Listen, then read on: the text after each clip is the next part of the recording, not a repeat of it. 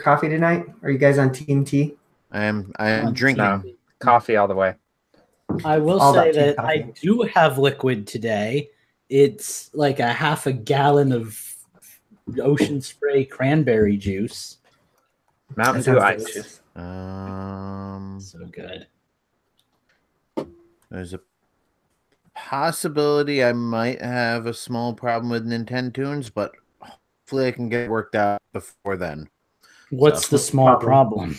The small problem is Loopback, the app I use on my Mac, did not automatically start up with my computer, which it always used to. So, I don't know. I'm going to fiddle with it. I might have to restart my call and recording. Would you like to check to see if you can get it working now before we start? Well, I'm booting it up right now, and I'm going to see if the inputs show up. So. Okay. Fair enough. Hello, live listeners. Hi, we're here. Hello, everyone, and welcome to Infendo Radio. This is the show. We're not fooling you. We're doing the show right now, and boy, oh boy, it's gonna be a good one. This is not the outtakes track. This is the real fucking deal, y'all. We got Shaq in the house tonight. He's gonna tell us a little more about Shaq Fu 2, the Shaqening. We got a special guest musician, Dan Aykroyd and the Devil May Cares. We got a big show for y'all, so get up in here and watch the Infendo Radio. The Devil May Cares. That's Dan Aykroyd and the Devil May Cares. Oh my bad. I thought you were gonna go like Dan Aykroyd and the Ghostbusters or something. Honestly, I was trying to remember. For like the entire time I was stuttering, I was trying to remember the name of the guy who does all the Banjo-Kazooie music, Grant Kirkhope, but like I couldn't for the life of me, like it wouldn't register. So I was like, Dan Aykroyd, yeah, the comedian, and the I was gonna be like the Kirkhopes, but I couldn't get it. Poor Lucas. What can you say? How's this thing to go? Move back and going, Justin? I think I've got it running. Hang on a second. So where's Phantom tonight? I might have to restart something. Oh no. Yeah, we didn't get to play his theme song. I'm going to log into the YouTube tonight so I can actually see the comments because I have been very bad about that and I want to be better. All right, you fail. I know. I made a joke about stealing your credit card last week that you didn't even see. I saw the part where you were like just joking about that in the Discord. I didn't see the actual joke. I guess you must have done that in the chat. Yeah. All right. I wish that. Oh, sorry, Dustin. All right, I'm gonna play some music. Let me know if you hear it. No. Hang on. It hasn't started yet. Okay. I've got a spinning beach ball for a second. Well, that's festive. Except for it's not summer yet. Oh yeah. Oh my. Are we hearing the Hamilton polka? Yep. I was gonna say, is this Weird Al? It is Weird Al. It's his new single, The Hamilton Polka. It's a medley of Hamilton. Is it weird that I'm only hearing like every other word though? Is that just because you were talking? Or? I don't know. Everybody shut up. I was hearing it. Good job on the shutting up, Eugene. Yeah, I can hear it when you're not. Okay. Yeah, so in other words, So when we're trying to guess, shut up, Justin. No. I'll make sure that when we're trying to guess that I'll try and talk over all of y'all so then you can be like, oh, I know this. Well, you'll probably be swearing anyway, so. I know this. That's only going to screw over Lucas because I can hear perfectly. All right, so it sounds like me and Eugene are the ones that are competing. Oh, that's true. You guys are tied 4, I think. Did you need to restart a recording when you did that, Justin? Do we need a resync, or are you good there? No, I don't have to restart anything as long as it shows up in my system preferences. Pardon me. By the way, Lucas, I loved how when we recorded that Let's Play, our snaps were perfectly synchronized. Cool. I know we have a bond, you and I. A snapping brotherhood of sorts, one could say. Yeah.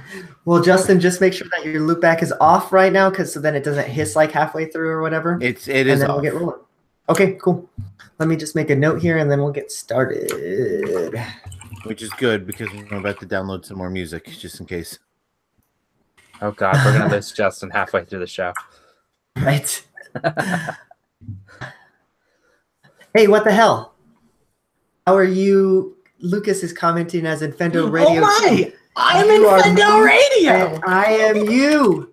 You are me and I am you! I even logged out of it, but I guess it logged me back in. Oh God, we have 2 Infendo Radios. All right, let's get rolling, guys. Hello, everybody, and welcome to Infendo Radio. This is episode 433. It is March the 11th. I have a full crew tonight. Hello, Steve, Justin, and Lucas. Thank you for joining me this evening. I'm not sure who's supposed to talk right doesn't help for the listeners at home, so I guess I should say something. Thank you for joining me this evening, Eugene. It's an honor, truly. How the heck are you guys doing tonight? Lucas, I know you just got off of work, so I'm glad to see you're peppy and ready to rock and roll. You guys do that to me. You make me worth living. So let's get the show on the road. Steve, how is your puppers doing after a little bit of surgery this week? She's doing good. I'm gonna have to wrap her one paw though because she keeps wanting to scratch her neck and it's irritated to shit. But she's doing really good other than that. You tell her that you're gonna have to get her a cone of shame if she doesn't knock it off. Oh, she can't wear the cone of shame because that spot is like at the point on her neck where that would rest. So she can't wear the cone of shame. Fair enough. And they actually put that on her papers, and I'm like, how are she's supposed to do that? They're like, good point. Fair enough. Justin, how is it going up there in New York? It's raining here in New Mexico. Do you guys got snow? We got snow earlier this week, so yeah, it's messy. I haven't had a chance to go out and shovel, so it's all like packed down, and I'm so ready for winter to be over. Yeah, you and me both. I'm ready for the sunshine and shorts weather, I'm telling you. Except for the only thing that's bad about that is then with sunshine and shorts comes out the bro tanks. And I hate walking around the store and then just a bunch of bros with their bro tanks. It's not cool to me. But you know anyway, what I'm going to say.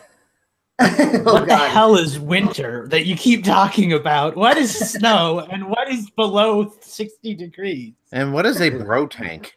Lucas and I had to have an entire conversation about why 50 degrees can be 2 different things here in Utah. One time a year, 50 degrees is a heat wave. The other time a year, you're freezing. Right? Well, before we move into the news, and we've got quite a bit of news because of the Nintendo Direct this week, but I wanted to remind everybody that they can join us for our Patreon contest that we're running this month. All it takes is $1, and you have the opportunity to win an awesome Legend of Zelda chess set. So, yeah, join our Patreon, patreon.com/Infendo Radio, and you can be entered for a chance to win for only $1. All right. So we're going to move right back into the news, or right into it, because we were never in it already. But regardless, we're going into the news, and I'm going to toss it off to Steve first. It sounds like you've got some Minecraft news to talk about. So why don't you hit us with it? I'm going to take a nap. Oh, yes. I'm excited. I haven't gotten to talk Minecraft in months. Let's see. It looks like this came out on March 7th, but Minecraft Bedrock Edition has finally been submitted to Nintendo. That means we're almost there. The Bedrock Edition is the Better Together update. They have it running on Switch. It's going to require you to sign into a Microsoft account, and that's how they have it on there. They don't have it listed as Xbox Live. They have it listed as Microsoft, which is nice because if Sony ever does decide to play nice with these guys, you'll be able to sign in with a Sony account, a Microsoft account, or you'll be able to play online with other Switch users. one of the other big things about this update, though, in addition to the playing with anybody, anytime, it's actually going to what? Said giggity. It's it's actually going to make it so the game runs better, even on Switch. I can't remember what the numbers are, but right now in handheld, I think you get 6 chunks worth of render distance, which is how far you can see, and I think you get 12 in docked mode. It'll basically be 14 straight across the board with the new update. So you'll be able to see more than twice as far if you're like Lucas, for instance, and is used to playing in handheld. I'm looking forward to that. They've talked how DLC is going to work. All of your DLC is going to transfer over. All of your worlds that you've built are going to transfer over. Last I heard, it was going to be essentially a new version of the game. So you'll have Minecraft Switch Edition, and then you'll have another version that you'll get access to for free that's just called Minecraft. And Minecraft is the new version that everybody can play on. But all of your saves will transfer over between the two versions. All of the DLC will work.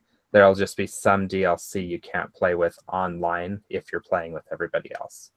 So what you're saying is we'll have to download a whole new game?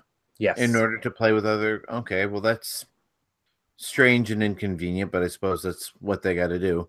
Yeah. Well, it's a small price to pay, though, for the fact that we're getting a cross-platform game now. And I mean, it sounds like it's going to fix up a lot of little hang-ups. Like now we're all using one unified version. So whereas before we each had like our own build of the game, now we're all going to be on like one platform playing together. And that's kind of cool. Like, I'm willing to make the sacrifice of sitting around for 30 minutes and playing another game while I wait for Minecraft to download. Well, and I'm excited because there's certain people I've wanted to play this game with that are, you know, part of the PC master race. And now I can finally play with them. Or I've even got a friend on Xbox that I used to work with at Taco Time. That same deal. I can finally play with him. So I am really excited for this. We still don't have a firm release date for it.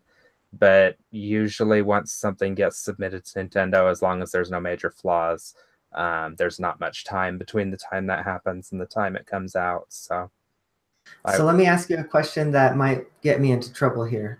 So this Better Together update means that it's on the same level as everything else, so everybody can play, like, so Xbox and Switch can play. But now, does the Wii U fit into that, or does the Wii U only have the ability to transfer your stuff from Wii U to Switch? Right.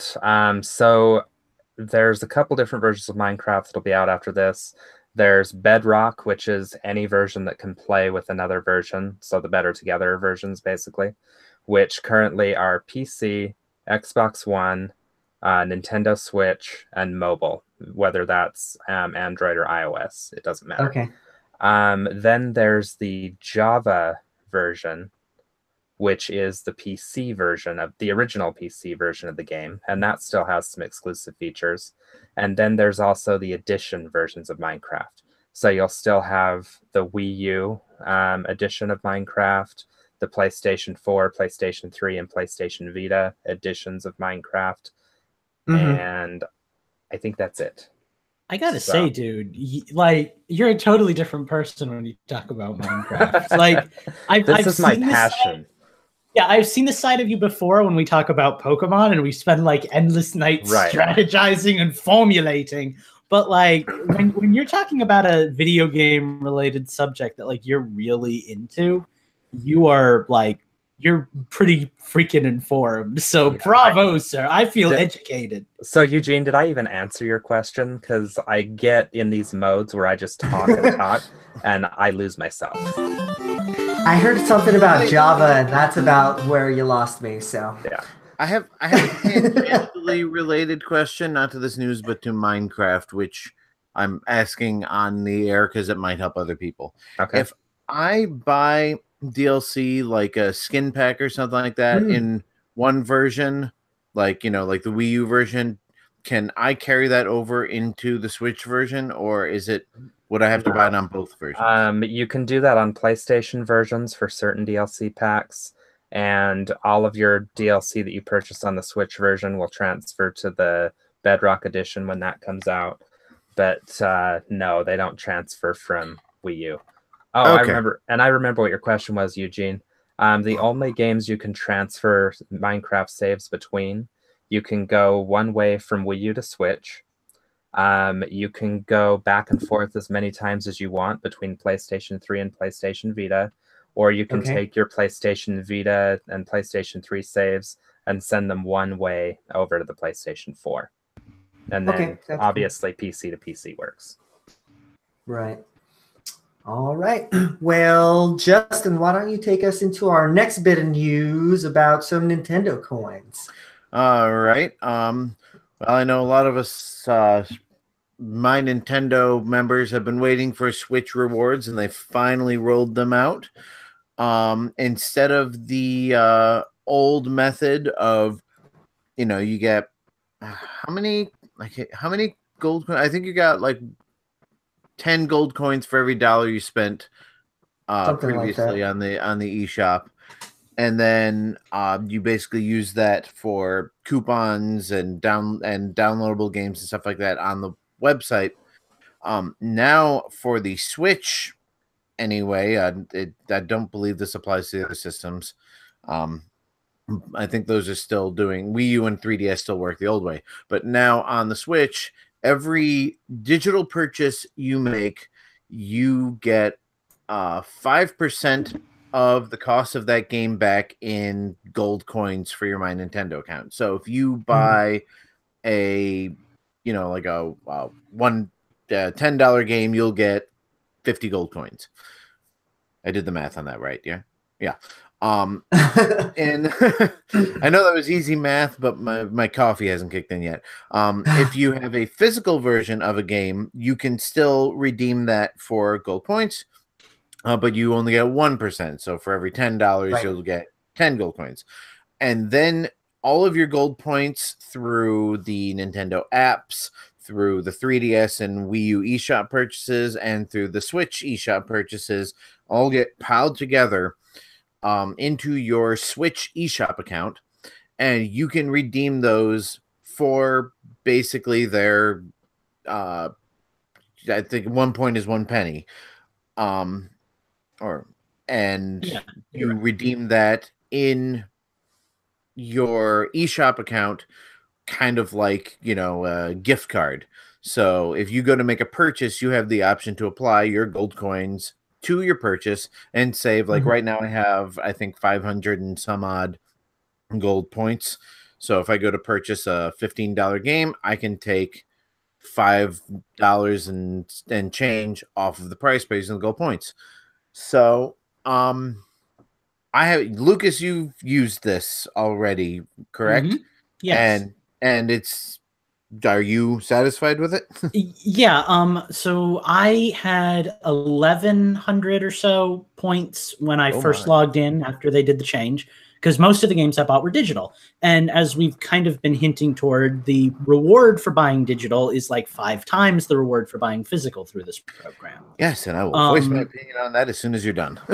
Yeah. We all have opinions on that. I know we all want to say them, and I think we should all get a chance to say them. But my experience, first and foremost, has been positive. I logged in, and I had the points. I realized, hey, I have a bunch of other games that I bought that I haven't done yet. Popped all my cards in. I transferred all those physical points over I was lacking. And then I had like 1,300 points. So I was like, okay, cool, let's buy a game. And there's this game I've been wanting that I popped into the eShop on.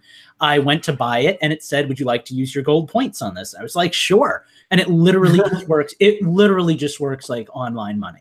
Like you just have money now in your Nintendo account, which is pretty cool. Like, admittedly, I never really used these gold coins before for buying games, because most of what they offered were discounts on games. On select games. Yeah, exactly. First of all, they were select games. So most of them I owned because I was a rabid enough Nintendo fanboy to have all these points. So clearly I had to already own those games.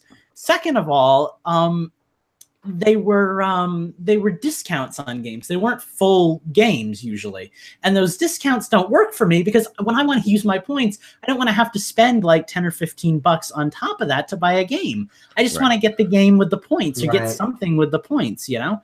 So I just saved up and never used them on anything because of that. With this service, I just log into my eShop and it's like, oh, cool. I've saved up like $5 extra. I'll take that off the purchase price. Like, I really like that. I think that's a cool way. I'll buy that for $1. Yeah. Yeah. I think it works. Yeah. I mean, my issue with it, of course, comes from the exchange rate because, I mean, we used to get 10 coins per dollar and now we're only getting 5 coins per dollar unless it's physical, which, yes, it's nice that we finally get, you know, something for physical, but I guess we always get something for physical. I forgot you could do that. But, you know, it's 1/5 what you get for buying digital. And again, I mean, I get it. They want to push the digital ones, but I think it would be more reasonable to have kept the $1 to 10 points exchange rate on digital and then maybe make it 5 points. Okay, but so my point is that before these gold coins are I get your point. Like we used to get more points before, but the points that we got before didn't mean the same thing. Like it wasn't, we couldn't spend those points for actual money before, you know? So it seems fair to me that they would alter that exchange rate. But Steve, I know you were wanting to talk about this, so why don't you jump in here? Because you actually wrote an article somewhat along the lines of this. I know that Mike did as well. Yeah. Basically what it boils down to is it's very much like GameStop does their thing, where with, you know, you get so many points for buying new games, but you get like 3 times as much or whatever it is buying used. So when this whole thing came out, I was kind of frustrated because everybody on the internet was just like, oh my God, this is shit. Is this a joke? You know, yada, yada, so on and so forth. And then I had a discussion with somebody and I realized why it wasn't affecting me at all. It wasn't affecting me because like Eugene, I had never used these gold coins for anything before. So I had like 800 and some odd just sitting there. So I got my Splatoon DLC for $12. But the reason it doesn't affect me as much is because I own 4 physical games. Yeah. All of my other games are digital. Yeah. So, and like I was able to turn my original 800 coins into an $8 discount on the Splatoon DLC. Then I bought Bayonetta 2 digital from GameStop while I was doing some trade-in stuff. And that netted me 250 additional coins, which I turned around and used to get a like $2.50 discount off Bayonetta 1, which was already only $10. So I paid less than retail price for Bayonetta 1 and 2 because of those gold points. Can I drop a quick opinion in here, even though I know we're kind of running over? Yes. Like in my opinion, and I know this is kind of like the pushover point of view, and it's probably the Nintendo fan point of view, so forgive me. But like we're getting something that we don't need to get, you know? Exactly. I mean, like yeah, it sucks that we don't get as much for physical, but obviously Nintendo wants to go digital in the future. That seems to be the mindset that they're pushing. Well, subliminally, I'm there, even though I really love buying physical games, because almost everything I own is digital unless it means a lot to me. And it's, for me personally, it's like, hey, cool, I get free money. Like it never really bothered me. Like at first when I read 1 penny for 1 coin, I was like, well, that sucks. But then I went in and I logged in. I was like, oh, wow, in a year I've accrued like almost $15 worth of like free money. That's kind of cool, you know? Like I'm not going to buy anything. I'm not going to buy anything extra for the sake of earning those points. I like that DLC also gets you points. That's cool. But like, I'm not going to buy anything extra for getting those points, but it's cool to just be getting back some free money for buying games like I would anyway. So for me, it doesn't really bother me. Yeah, I mean, it doesn't. I mean, to kind of put a cap on it, it doesn't bother me. It is nice to get it, especially finally on the Switch, and have that all be worth something. I'm not 100% pleased with the exchange rate, but you know, like you said, it could be nothing. But that's kind of a yeah, and they're not obligated to give us anything either. Considering Xbox and PlayStation get regular sales of like 50% or more on their digital games, whereas Nintendo rarely offers that in the eShop. I don't know. I feel like the point should be worth more because, Right. you know, there's sales on the eShop though. That I don't think that's fair, but you know, like. All right, but yeah, let's move on to our big news because otherwise we're just gonna talk forever. So, Lucas, why don't you talk to us about the Nintendo Direct? Who, me? I couldn't. Okay, then. Nintendo Direct was the thing that happened this week. We each had our own little fun experiences with that. I ducked in and out of bathroom stalls during my job and watched like 5 minutes of the Direct. Then I'd sneak into the break room and watch 5 minutes of the Direct because I really wanted to see this. Unfortunately, the one announcement I missed and had to hear from you guys when I got home was Smash, but we'll get to that in a second because there is a ton of news on this Direct, and I'm just going to go down the list and read everything that's coming out, and then we're all going to take our time and chat it up because this is kind of the news that everybody, I think, was expecting this week. We got a release date for Hyrule Warriors Definitive Edition. Steve commenced squealing. It is going to be May 18th, which is not horrible. Could be better, but you know. Undertale is coming out on the Switch, which was something I've wanted for a while. Because in my opinion, Lucas commenced squealing. It's one of like the coolest indie games that I've never played because I've been waiting for a chance to play it on Nintendo. That's a thing. Little Nightmares Complete Edition. I have no idea what it is, but it's coming out on the same day as Hyrule Warriors Definitive Edition, May 18th. People have been saying good things about that in our Discord. No More Heroes Travis Strikes Again is a thing that's coming out. They just showed us some gameplay and everything and showed us what that's all about. That was neat. Dark Souls Remastered, Praise the Sun. We're getting that amiibo of that guy that I can't pronounce his name. Someone say his name is fucking Solaire, Lucas. That's it. That's the name. And the game's coming out. The game's coming out on May 25th. So that's also really neat. So May is going to be gigantic, I guess. South Park, The Fractured But Whole is coming out. I like how carefully they pronounce that in the Direct too. There's actually a story about that I won't bore you with all the details of, but originally they wanted to call it something much dirtier and they couldn't, so that was like their little sneak around to like get it through the censors or whatever. But it's coming to Switch. We're getting a South Park game on the Switch. That's something you probably never thought would happen, so that's a thing. Crash Bandicoot Insane Trilogy is also probably another thing that nobody but Steve thought was happening. Oh, I knew it was happening. I've been saying that for months. It's like the worst kept secret. Yeah. In much less exciting news, Captain Toad Treasure Tracker is being ported to both Switch and 3DS. So that's a thing, I guess. Disagree. I care so little for it. But anyway, the point is it's coming out on July 13th. Octopath Traveler, we got to look at a lot of new things for that. Honestly, there wasn't much more to say. It was just a gameplay video. Go on YouTube and check that out, I guess. It was kind of a trailer, but it looked good. Sushi Striker, The Way of Sushido, which was coming out on the 3DS, is also coming out on the Switch. If that's your kind of game, more power to you. Rockin' theme song, not going to get it, but it looks cool, so congrats to them. Another great game that is being ported to the Switch, because this has just become a port machine lately, is Okami HD, which is also... It's such a good game. I loved it so much. I loved Okami Den. Like, give me that. Yeah. Did we get a date for that? I'm trying to see here. I don't see it. No, it doesn't look like it. So yeah. Yeah. If you own it on anything else, they say it's going to be similar to that. So it's probably just the same version of, if you got it on PlayStation 4 or Xbox One or PC, that's a thing. Kirby Star Allies was actually really exciting. That game's coming out. It'll probably be out around the time this podcast launches. It'll be out in 5 days from when we're recording.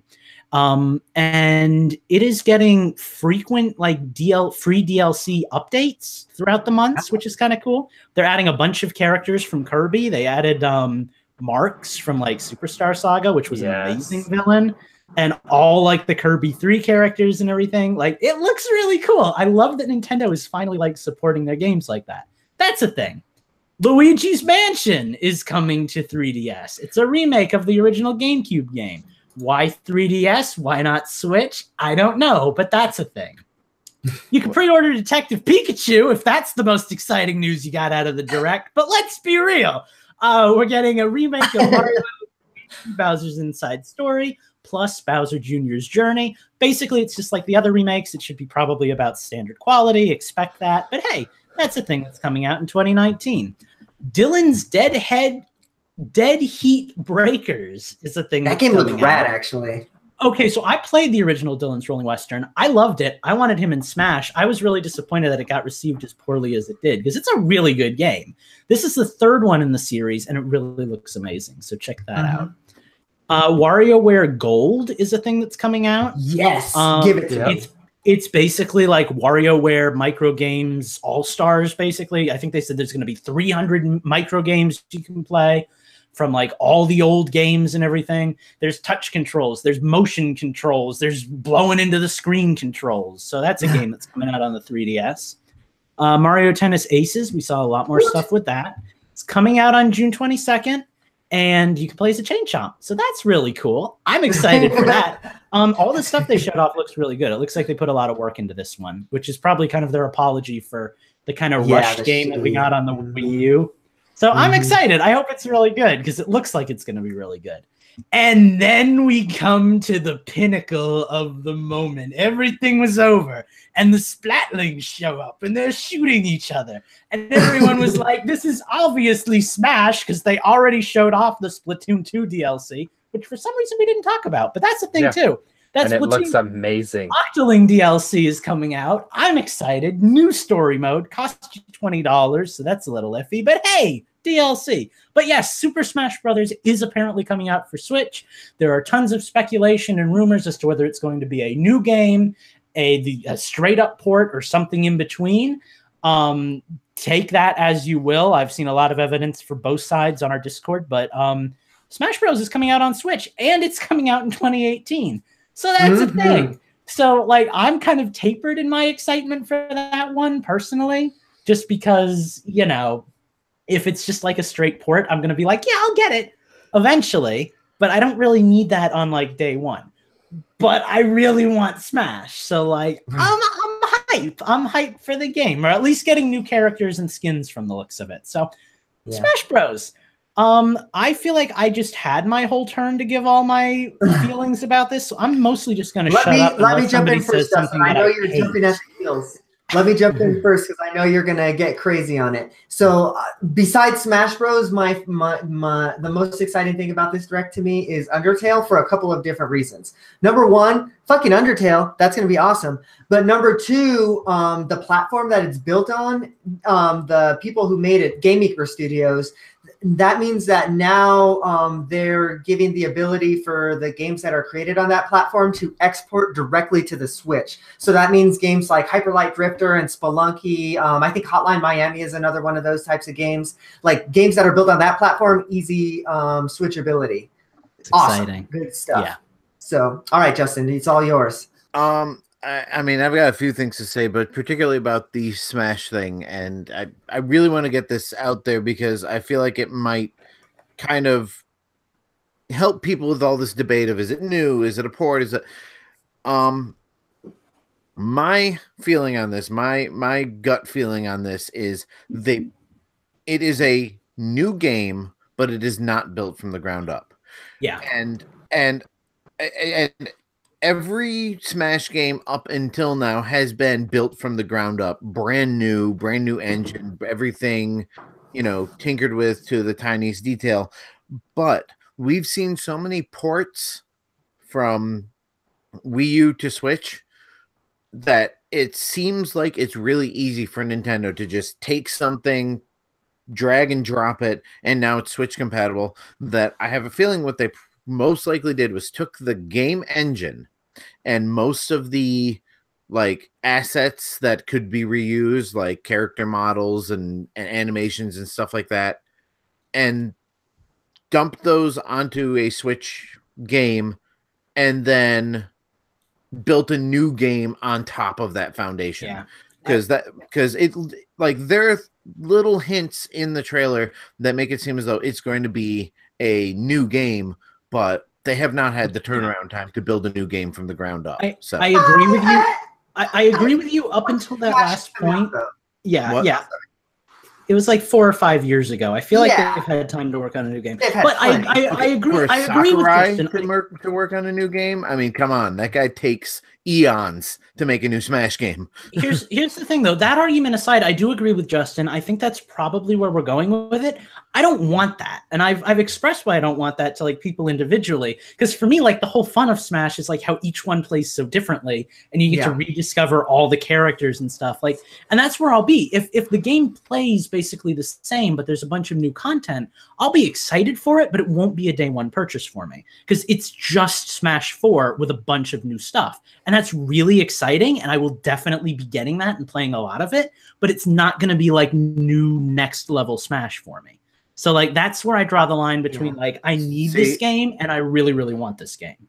Aren't you the one who's all excited about getting Hyrule Warriors, which is literally the exact same game? Nope, that's me. No, I'm right, the one that doesn't want to buy Hyrule Warriors because it's the same game and it costs $60. And I shouldn't be surprised that was Steve, but yeah. I mean, if they add enough new content to it, I don't see how it's a bad thing if they, because every other developer reuses game engines. Hell, Nintendo reused the game engine from Super Mario 64 to make Ocarina of Time. Like, okay, I mean, if it means that they can make the game quicker and know that it runs well already from the start, it shouldn't. I mean, but change like all the other aspects of it, I don't see how that's a bad thing. Two things. First of all, it's not a bad thing. It's just going to keep it from being like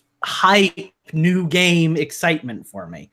Second, it's not going to be a new game. Like if I get into the game and all the characters play the same and there's tons of new stages and a few new characters and new music and everything and excitement. And like it's going to be the same core game. It'll just have a nice skin to it. It's like playing one of those hacks for like Brawl or Melee. It's not a new game. It's just a better version of the game. But the characters play the same. They have the same movesets and everything. Like it's fine. But for me personally, that like brand new from the ground up experience is what makes it so much fun. That's the difference between like Mario Kart 9 and like the DLC in Mario Kart 8. The DLC was great and it gave me like 30 hours of fun, but like it's not going to be enough to like hook me right off the bat. It's just it'll be great. It just isn't like day one, I need this in my life kind of stuff. I would love to tell you like the 100 reasons you're wrong, but let's talk about some of the other games in the Direct. Sure. Well, I'm gonna to close off Smash because I actually do have one rebuttal there too. Like all of this is obviously speculation, right? Yeah. We have no idea if it's new or old assets or anything like that. Like this is just pure speculation. So for all we know, they could have built it up from the ground up, so we really don't know. So I guess we'll Steve, before we close it off with Smash, honestly, because I doubt that. Steve, before we close it off with Smash, why don't you give us your little 2 cents? Okay, if it's Smash 4 Definitive Edition, I'm happy. If it's Smash 4.5, like Justin and Lucas are saying, I'm ecstatic. But I have 3 words to say on Smash Brothers. Crash for Smash. Oh God, no, please. Infendo Radio apologizes for Steve's opinion. They don't represent the rest of the group. I'm gonna throw Master Chief in there too. No, I see Shovel Knight or Shantae coming before that, honestly. Oh, just keep the okay, anyway. Smash is done. Smash is for later. Let's talk other games. WarioWare. Is anybody else excited about that? I am excited for WarioWare. I am excited to have every type of gameplay, WarioWare gameplay in one game like that. Yeah, that's a game I'll probably be picking up. My wife was excited when she saw that one too, actually. I'm happy for WarioWare, but I don't really need it. Like it's great, and I'm really happy for people that really want WarioWare. I'm good. I played all those mini games before. Like I could go back and play on the games I want. But cool, good for you, WarioWare. I'm glad we're getting a new WarioWare game. I'm excited for Captain Toad Treasure Tracker. Yes. Mainly for the co-op in the Switch version. Because that's a game my wife never finished, and that's one that I will help her play through. And I am excited about the ability to play it on the 3DS in stereoscopic 3D, which is the way I feel it should have been to begin with. Yeah, sure. So you and I are excited for different versions. Yeah. I think I would be remiss if I didn't say something about fucking the Dark Souls amiibo, because that's super rad. I thought that I was going to be able to find one on like a Japanese website, but I wasn't available apparently, so I am going to have to fucking find a GameStop that I can. Oh, I can hardly wait to hear your stories of horror on this. I'm so not excited. I've been there. I've done it. I did it with that fucking Twilight Princess amiibo from GameStop, and that was awful. Good luck. I just like to point out. Gobble. I just like to point out that like months ago we all talked about how like amiibos are kind of old news and like we don't really do the amiibo hunt anymore. And now there's a game out with an amiibo that we want, and it's like gotta get that thing and need it in my life. Oh, I'm still hoping to find a Poochie amiibo somewhere, but you know, you can find them. They're only $80. Yeah. Fuck that shit. What else do we want to hit here before we hit the timer? I mean, Kirby looked really cool. We've already seen that before, but I'm excited for that game. I thought that the trailer for it may have gone on for a little bit too long, but you know, that's neither here nor there. I've talked about this before, unless you guys have something you wanted to say. All I wanted to say is Okami HD might be the release that finally gets me to play Okami, because it'll be the best version of it. Yeah. Well, not only that, not only will be the best version of it, but it has all of the control options in one. So if I want to use touch, if I want to use motion, if I want to use standard controller, it's all there. And I've heard so many good things about this game. I just want to say for a second, because I was kind of talking about this point with some of the listeners a while back.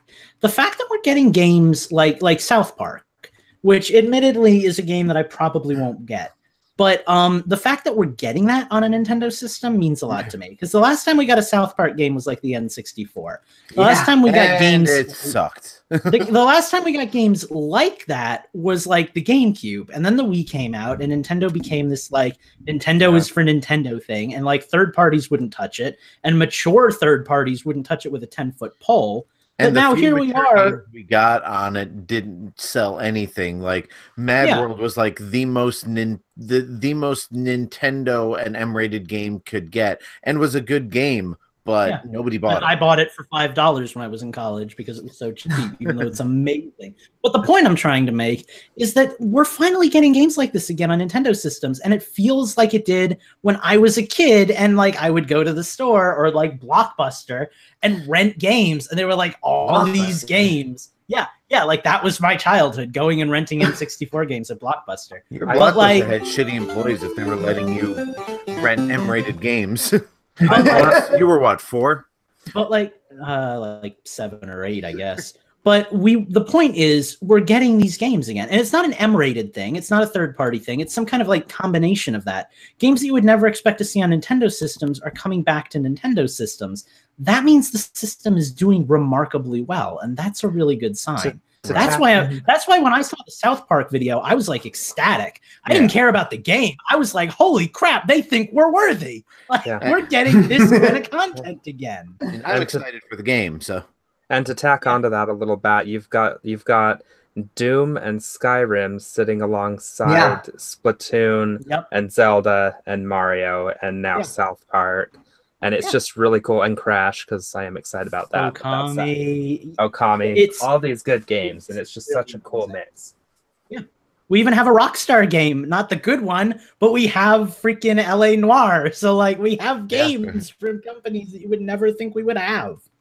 Yeah, it's just nuts because, you know, like you said, Lucas, it's been so long that we've gotten all these type of things. Like even back in the Wii, we didn't get all the same types of ports, you know, because the HD console versus non-HD console. So like here we are getting the same types of games that, you know, admittedly the PlayStation 4 and the Xbox One have gotten a few months ago, but we're still fucking getting them. So like, it's great. We're like finally a major console again, you know, like you see us in ads now. We're getting the games that other people are getting. Like we're not this separate we're not this separate island anymore that like only gets a few games. Like, when they say in available it on all feels good. platforms, it isn't all platforms except Nintendo. That used to be my button pusher every time when like I owned a Wii and they were like available on all major gaming platforms, and I was like, clearly not, because I only see Xbox and PlayStation there. But like, I don't see the best-selling game system on there. Right. All right, so let's close out of the Nintendo Direct. We're going to close out of the news, in fact, and we're going to move on to Nintendo Tunes. But guys, like Nintendo Direct in the middle of March, and it feels like it was almost like an E3 level announcement of sorts. Like E3 is going to be exciting. It's going to be really exciting. I have a feeling we're going to see Smash and Metroid Prime 4 playable at E3, because those are the two we know the least about and probably will generate the most excitement. Smash will be out in October or November is what I'm thinking. That sounds about right. Yeah. All right, Or well, like we're going to take December. a break here, and then we're going to let Justin set up for Nintendo Tunes, and we'll be right back. We're going to let Justin take a leak is what we're going to do. And while Justin takes a leak, Eugene, I wanted to talk to you about something, and it's not something that needs to be private because it's just a simple idea. But I think we should do like kind of a reaction thing to E3 this year. Like, I think we should try to like get, because Nintendo's conferences are usually like an hour anyway. I would like to see as many of us as possible try to get together and just like all sit down in a group call and watch it together and like live react. Because I think it was Hax was talking about it. He was like, I love watching like YouTubers and streamers and stuff like live react to this stuff. Maybe it was Phantom. It was one of them. And they were like that's so much fun. I was like, we can totally pull that off. Dude, like we can be the screaming fanboys going. I will so take half day off of work to do that. Yeah, totally. That would be so easy to set up too, because I could just like turn on my, if we do it on a Hangout, I can make my screen the primary, and I could put XSplit or OBS or something and have the direct going on. Let's do it. Let's do it. I also think we should totally do like a E3 bingo or something. Like we should totally have like our own like list of predictions or something for each of us, or as a group like we did last year. Probably for a group. That'd probably be the easiest thing. Like all I know is Animal Crossing Switch. I want to see it. It's damn time. Make it happen. So no, that's a great idea. Let's make it happen for sure. But speaking on that as well, I'm not going to be going to E3 this year. We decided, just because of all these added expenses and then my freaking teeth and all this stuff. So figured it'd be not wise to go this year and save the Infendo funds for a different time. That makes me feel good, because if you were going, I'd really want to go, and I can't right now. So when I'm hoping by next year I'll be like E3able, because I'm hoping that we'll be there too next year. Freaking like we already have approval. Like it was so easy last year to get approval to go. Right. It's just a matter of like making it happen. So the fundage. We will. And we can wear Infendo shirts. It'll be awesome. Right? We could be the biggest tools at the event. We'll be like, hey, bro, you got Infendo Radio. It's super cool. You're going to love it. No, dude, it literally, have you ever, obviously you've never been to E3, but that's literally everybody that's there. Everybody is wearing their own like merch and everything like that. Have you even played Hue Adventure? Have you? Dude, I want a Hue beanie. That would be awesome. If they ever bring back beanies, I'll make one. Right? I would totally get something like that. Or like Minus said, he wanted like a zip up jacket like type something. That I would actually order one like that. Yeah, it's adorable. I want a coffee mug though. I think I don't know which coffee mug I want. That new logo with the Metroid that you made is what I want. Yeah, I know. It looks so like office friendly. I ordered I'm my biggest fan, and I'm a total egomaniac, so it makes sense. But I made and immediately ordered the one with all the different color crops from Hue Adventure on it, from like left to right. I'm putting fruit juice in this. Oh, you actually got a mug. Awesome. I freaking ordered the mug. Like I was like, I will pay my own money to get this.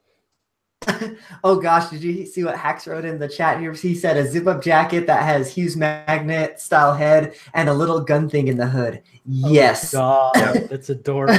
That would take a slightly more devoted merch shop than the one we have right now, though. Right. That would take somebody who's like, I want to make your vision come to life. Dude, Eugene, we need Infendo Letterman jackets. Fangamer.com. I don't know why, but that would be awesome. Infendo Letterman jacket, right? I don't. That might be a little bit too douchey for me. No. Thank you. I didn't want to say it, but thank you. I would just because I remember walking around high school and all the jocks with their goddamn Letterman jackets. Granted, I was a jock and had a Letterman jacket, but I saw what I was like. What's funny is I know you still have it. Okay, guys. Story time while we're on the live feed. Story time. My first boss at the theater, who everyone had a problem with for various reasons that we won't get into on the show because that's inappropriate. But he used to walk around with this stupid Letterman jacket that had the theater logo on it. And like, it was like, he looked so, because he was in like his late 40s. He just looked so toolish with this jacket on. Like, it looked so bad on him.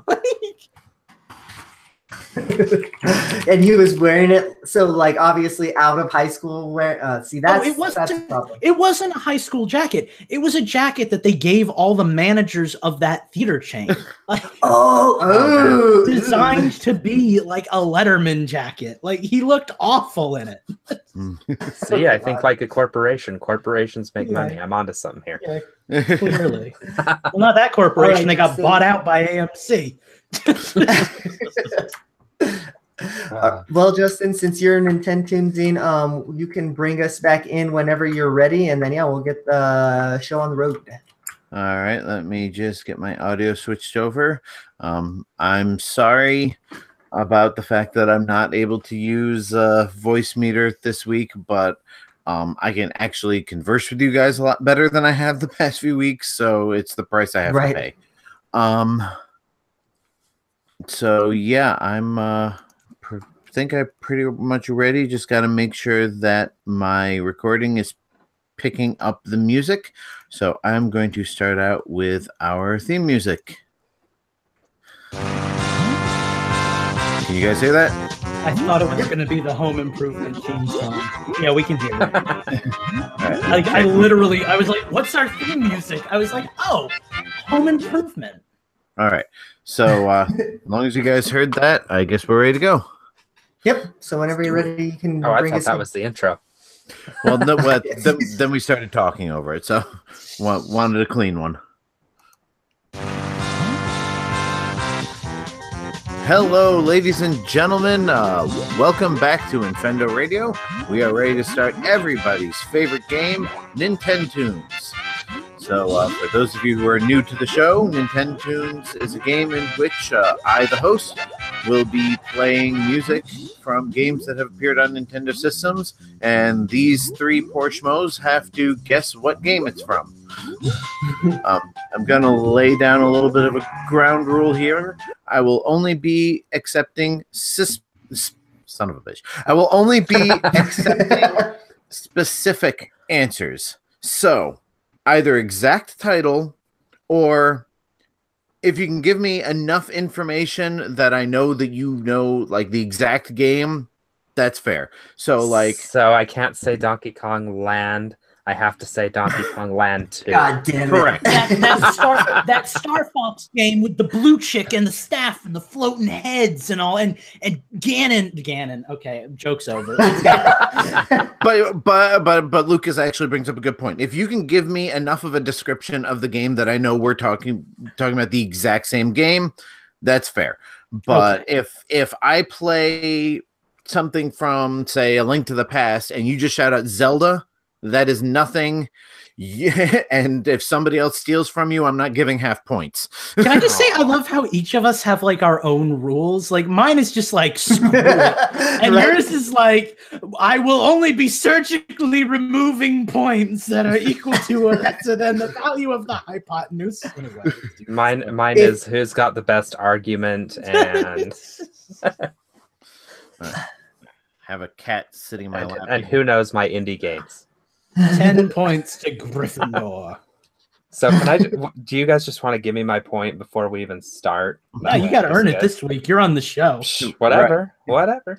All right, let me get my scorecard out and start with the first game. The first game will be one of mine. We do have some Patreon selections here, so I will mix those in as we go. Starting out with game number 1, if I can just get this to play. Sorry, I'm doing this through iTunes, so I have to search for the right thing to play. And what should I do? What should I do? What should I do? Go with this one. Ooh, a little ambient there.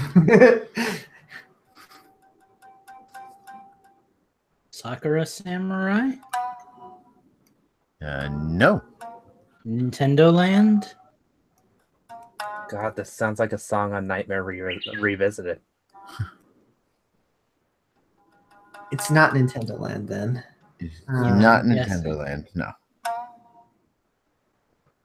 I wasn't expecting it to be this. Okami? Nope. All right, let me. Okami Den. That audio is too crystal clear for that. That's like bidding $1 on The Price is Right. That gets me right on. All right, let's try. That'd be me leaving the show level. I definitely heard this before.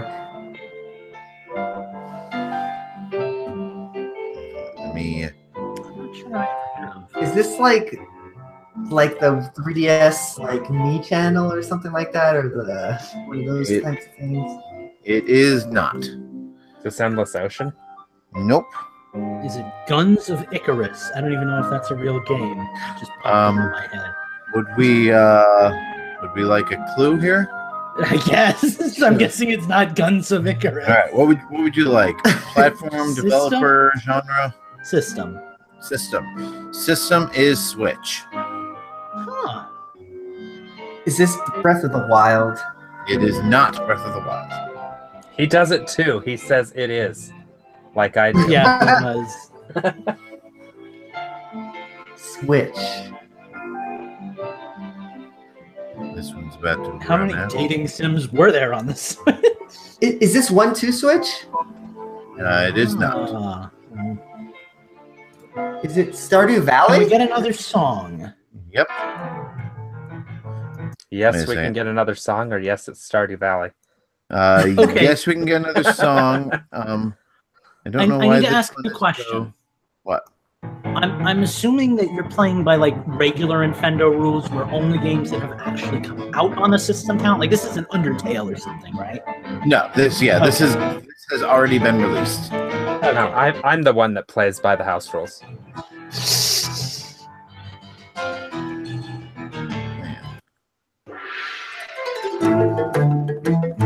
God, it sounds very Japanese. That's probably the point of his track selections. But like, is it? Is he trying to trick us? I mean, Is this it okay, is genre. a Japanese game. Genre. Is this Wonder Boy?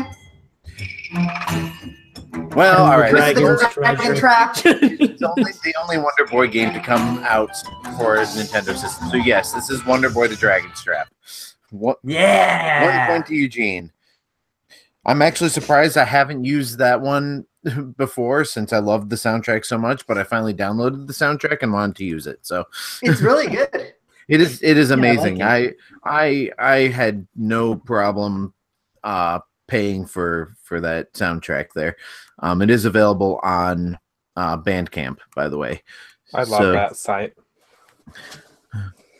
That's just because you can buy all your indie game soundtracks, which I can't judge because I just did. Quite the case. I love that site. All right. Our next one is a Patreon selection. This one comes from Minus. And let's see. One of the patrons asked for a specific track to be played, so I just wanted to make sure I wasn't all right. Anywho.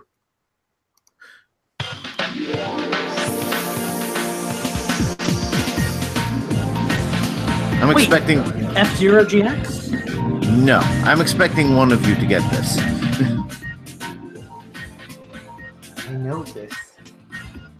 not like Custom Robo or something, right? It's not Custom Robo. But it sounds. It is. Is it GameCube? It is GameCube. Okay. That counts me out. Let me look this up on Wikipedia so I can have. Is it Crazy Taxi? What's wrong with you? Does this sound like Bad Religion or The Offspring? Yeah, but Don't you love when Taxi on Justin hosts? I thought the Crazy Taxi on the GameCube had like custom soundtrack. I will be honest, I don't know, but no, it is not Crazy Taxi. So we get you into shame second Eugene.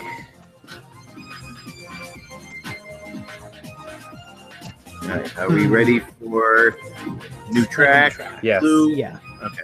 New track. All right.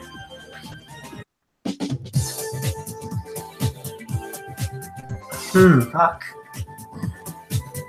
Is it Capcom versus SNK2 like Evo fighting or whatever? No, but I was willing to let you keep going with that title until you burned out. I can't remember the full title. By the way, anybody who hasn't yet should probably click on my face so that you don't lose the music. I got nothing. I need more music or more hints. All right, which would you like? More I music. guess music. All right, everybody seems to have voted for music, so It's called Nintendo Tunes, not Nintendo Trivia. good point. Excuse me. Is this a Okay. Sega game? It sounds like it, doesn't it? This is a Sega game. It's not Sonic Riders. It is not Sonic Riders. Is it? Oh! Yeah. Oh, this is oh fuck.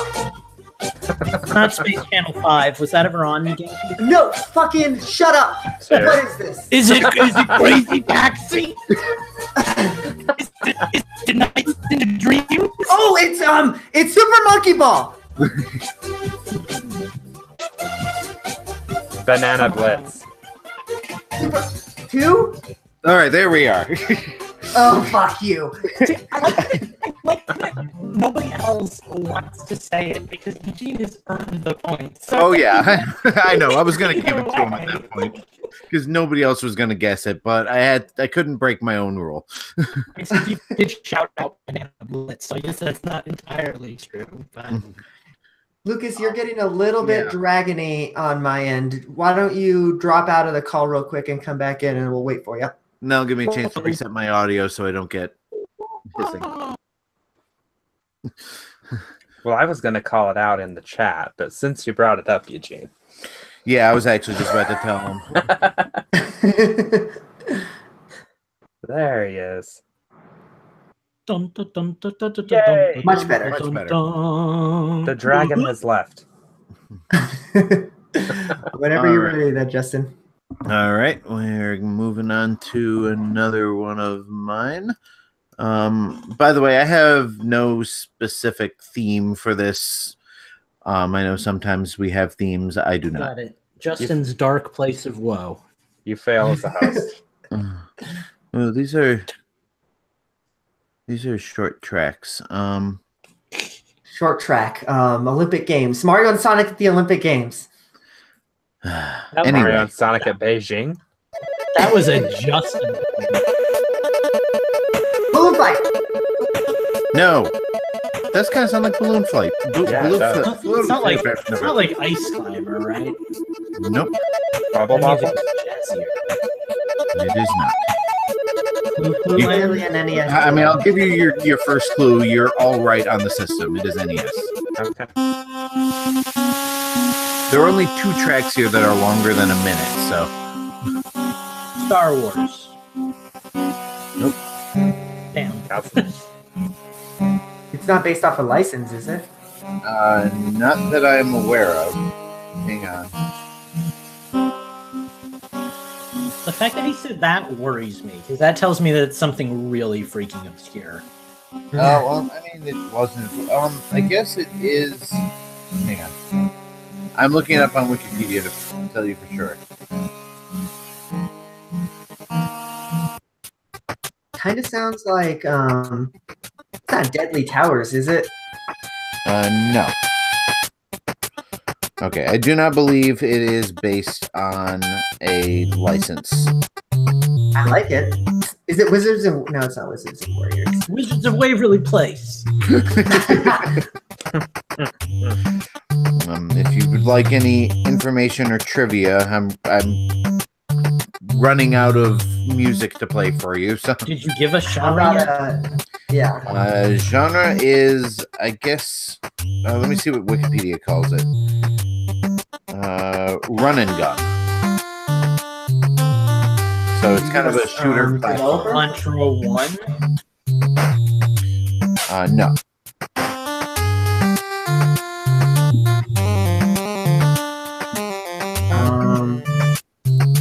Is it Strider? It is not Strider. Othello? No, Othello's not a running gun. No, it is not. Monopoly. I like it. How about developer? Are they even still around? The developer. Ooh, there's a whole list of developers here. Sounds like damn Paperboy, but it's not. Kind of a run and gun. One of the developers is Namco. It was also developed by Arc System Works, Tiertex, and US Gold. I'm not sure which one or ones of those worked on the NES version, though. So It's got nothing. Pac-Man Land? Pac-Land or whatever it is? Land. I don't know. I never played that game. US Gold was responsible for the NES version. How about I don't another think track? I'm gonna get this one, guys. I don't know. Well, I only have one other track that's longer than 10 seconds, so. Eugene? This is motherfucking Dick Tracy, isn't it? No! It's not based on a license. It is based on an arcade game. I got nothing. Master Blaster. Crusader. All right. I've got. Dirk I can Stab. give you one more clue here, and then if you don't know by that, this was one of the games released by Tengen in their not quite fully legal cartridges. If it ain't Tengen Tetris, I don't know. It was later officially released by them. Tengen Run and Gun. They did RBI baseball, but I don't. All right. Well, this is the first level music. So if you know, the game is Rolling Thunder. So no points there. Nope. All right. Let's see. That was round 3, correct? Yes. Yep. Give myself a point so I can keep track here. All right. So we are going into the next round, which will be. Oh, I don't want to kill you guys here. You say that. I say that. I do say that.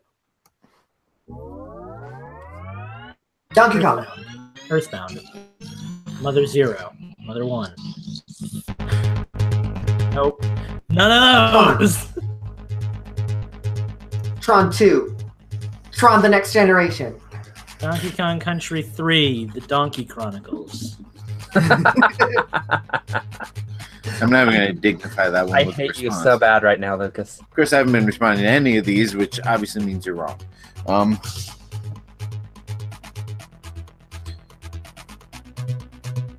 Did this one come from your soul? Yes, Is it SNES? it is not. Why does all of the music you pick sound like 80s synth? It almost sounds like Crypt of the Necrodancer, but it's not. If you need, Which makes me think Retro City Rampage no, if you need or Blaster Master. Oh my God! Shut up. If you need enough hints, I will tell you why this sounds like 80s synth. But for right now, Oh, Hotline Miami. Yep. no, I don't even know what that is. Huh. Saturday morning did you give us RPG. Did you give us a system yet? I haven't given you anything. This is 3DS. Can we get okay?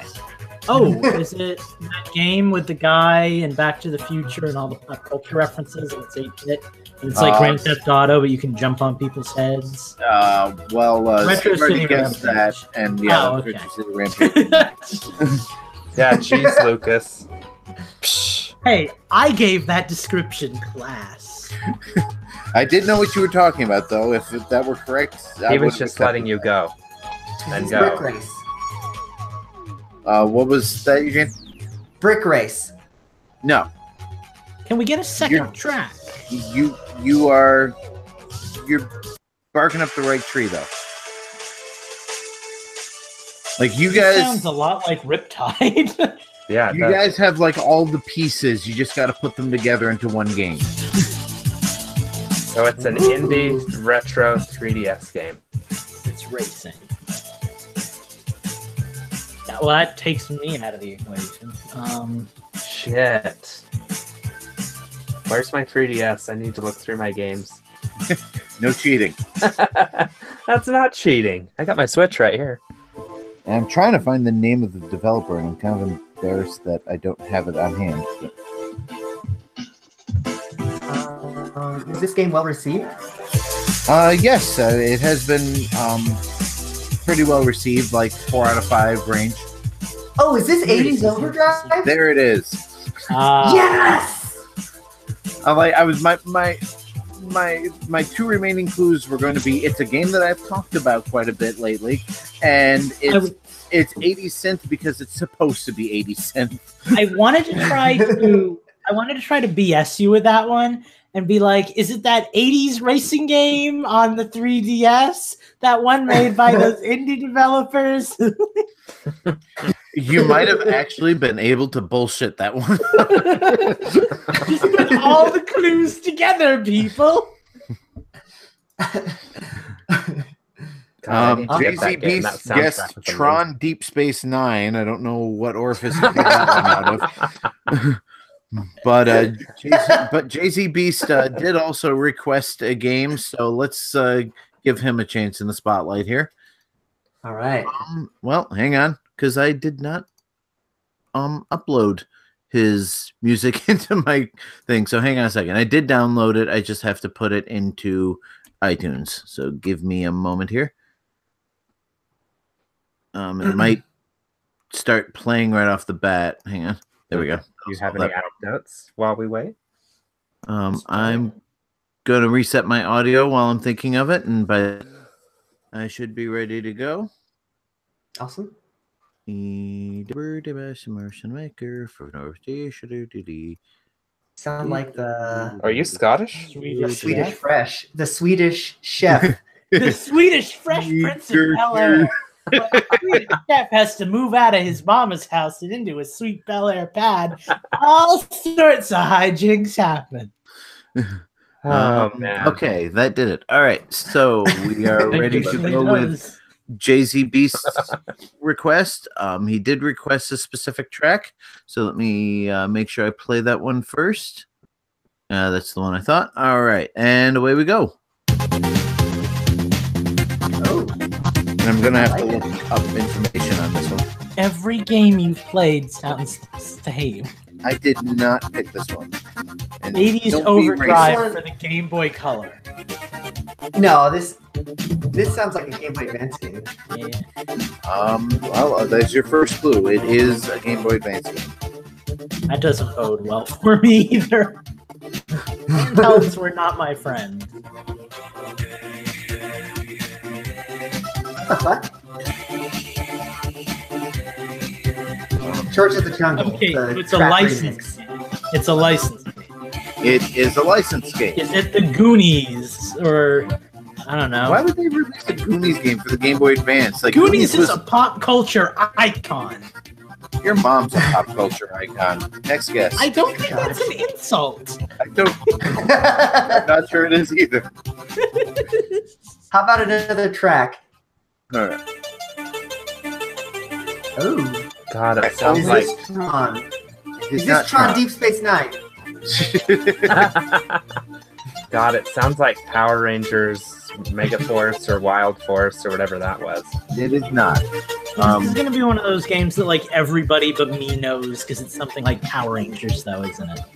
No, it is not. Digimon. It's Digimon. Digimon: The Revenge of the Digis. It is. Sounds like a porn. It is. I lost my train of thought. It is Game Boy Advance. It is licensed. What else do we have or want? Another, I don't know. Genre? Genre. Probably platformer or beat 'em up, I'm guessing. Action adventure. Okay. So generic movie or cartoon game. Basically, and this did come out on multiple platforms, meaning that the Game Boy Advance version was probably drastically different. This isn't going to be like, no, because that wouldn't have been many things wrong with that. I was going to guess like the Mortal Kombat game based off the movie, which is based off the game, but like everything about that guess is wrong. No, there is a Mortal Kombat game based off the movie. No, there isn't. Yeah, there totally is. There is. There is? Yeah. What is the name of it? It's like awful. Oh, No, there's a Street Street Fighter Kombat game 4. based on the movie. There's No, not a there's Mortal Kombat game based on the movie, but it's a Street Fighter game based on the movie. Anyway, this is not that. And I'm running. You said it's licensed? Is it Lawnmower Man? It is not Lawnmower Man. God, this is It's for a Game Boy Lawnmower Advance. Gal. The Game Boy Advance came out in 2001, 2002.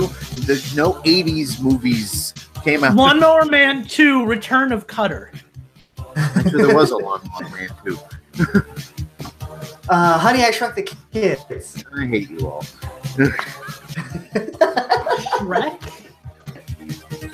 Jay-Z Beast, I just want to make sure you see what you have done to this group.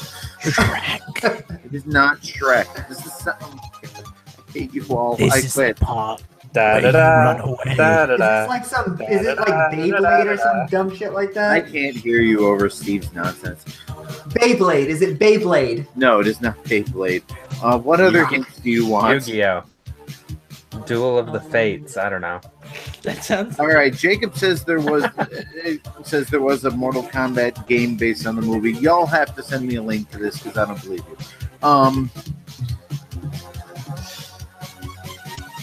I don't know. I give up. All right, I'm out. I only got one more track, and it's the main theme. Okay.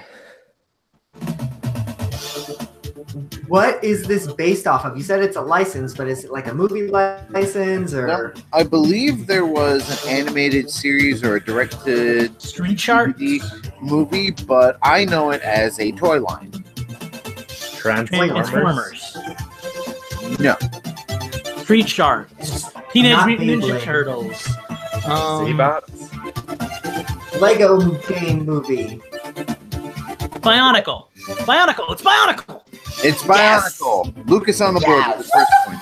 Sniped it. What's weird is I Fuck guessed. that shit. I thought Bionicle like 3 songs ago, but I was like, nah, this ain't Bionicle. I was going to say, like, think of what Lego lines have existed, and then as soon as I opened my mouth, Lucas. Out of curiosity, what is the full title of this game? Because I had a Bionicles game on the Game Boy Advance. It is called Bionicle. Oh, Its darn. long name is Bionicle the Game. Okay, I had like I think I had the sequel, like the Mask of Light or something. Yeah, there are a few of them. It was basically just a mini game collection. It was really bad, but you know. Interesting piece of trivia here. The developer of that game also developed the game that I am about to play from my collection. So All right, then. Miyamoto? let me see here, and away we go. I am wiry tonight. Donkey Kong Country 2, Donkey Kong Country 3, Donkey Kong Country. Donkey Kong Land. It's not Donkey Kong. You should have said no! Don't you think I would have guessed that already? That's why I was trying to do it quick!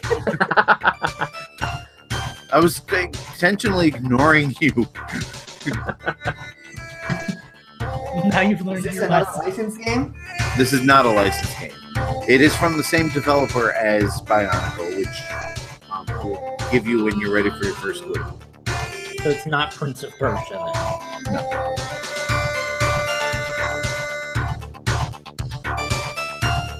And actually, I'm going to have to give you a new track in a few seconds. So.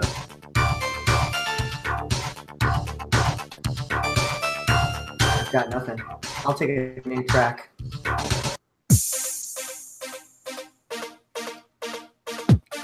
Nintendogs plus cats.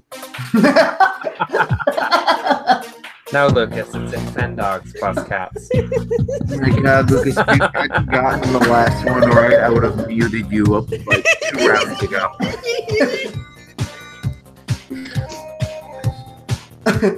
Who is this developer, Justin? I feel like it will give it away, but okay, wait. Then how about we do like platform genre, like everything else? Okay. Well, the platform is DS. Medio? And I'll make it a little bit easier by saying it was a DSiWare specific game. It was never released. God, is it Dead Mouse the game? That's what it sounds Dead Mouse the game.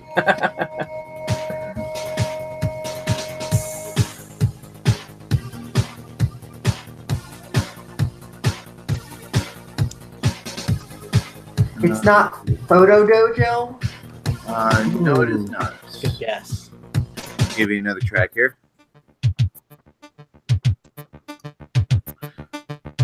It all sounds like Donkey Kong Country to me. None of this sounds like Donkey Kong Country. It has that like same tune as the invincibility scene. I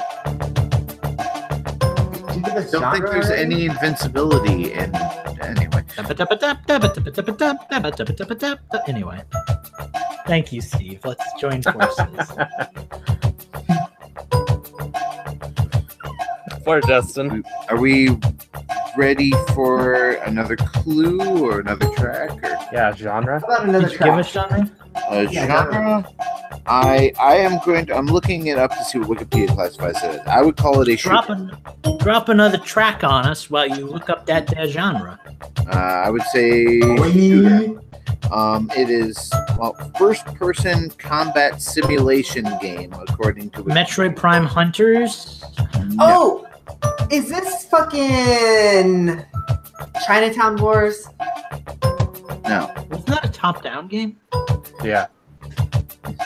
Yes, and that was not combat simulation. Well, I guess that's, in a very broad sense, it is.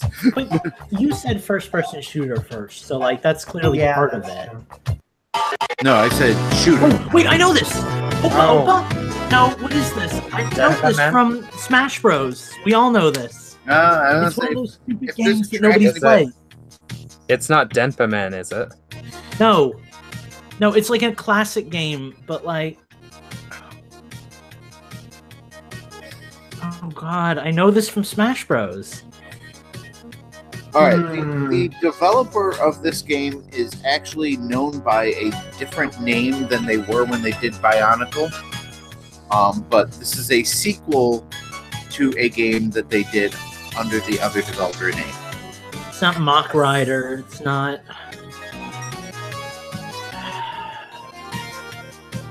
Freaking should have paid attention in Smash class. Is this game in Smash? The song is. The song is. Apparently, this song is in Smash, according to Lucas. How about another track? Wait! This is gonna really. Project X! X Zone! X Zone! It's X Zone! I'm gonna give it to you. It's Escape. Okay, Escape. Oh! And I really like that song. It was the developer, the developer was technically Q Games, but that's made up of people who used to be in Argonaut Software, who also, of course, developed Star Fox. Escape was a sequel to the Japanese game X, which introduced the 3D graphics. All right, that was round. That was round. Hang on a second. So that was round number 6. So let's see here. Keeping track. I think I have 3 and you have 2. That is that's correct. convenient. Well, I know there's one that nobody got. Yes. Yeah, I think you're right. You And good? I know I haven't gotten a point yet, so. Hang in there, Stevie. Well, maybe this one will do it for you. I have no idea what order these tracks are supposed to be. But you can't guess before he starts playing. I'm going to start disqualifying. I might too. I might just disqualify him. Link's Awakening. It is not Link's Awakening. Definitely Super Mario Land 2. Pardon me. Sorry, I hit the burp. No, it is none of those things. Gremlins or Gremlins 2? No. Is this an original Game Boy game? It is.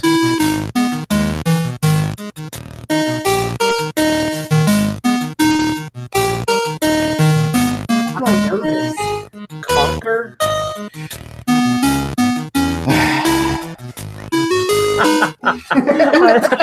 Is Conquer? Is it Conquer? No. It is Conquer. Oh, no, it's not! No, it's not! Give me the full title, Lucas. Bedford? No, that's the other one. Conquer, whatever. World's got a nut. Conquer's Day Out. It's Conquer's Pocket It's the only Conquer on the Game Boy. There you go. God, I hate all of you.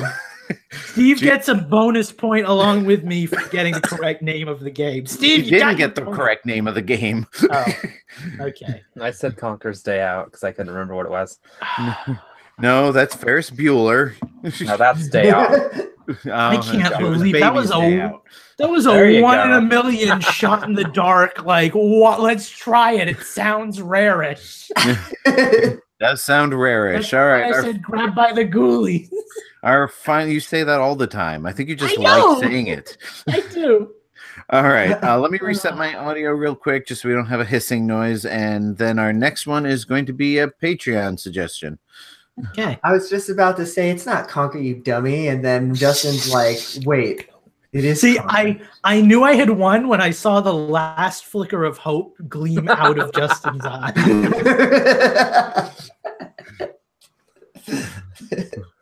All right. Let's see here. So this comes. Let me make sure I pronounce his name correctly so I don't sound like Eugene. This one comes from Corky Dog. It's Corkery Dog. Kokiri Dog. It is spelled Korkidog. So Corky Dog. It's Scatola Dog. I think it's spelled he's pulling his Patreon subscription dog.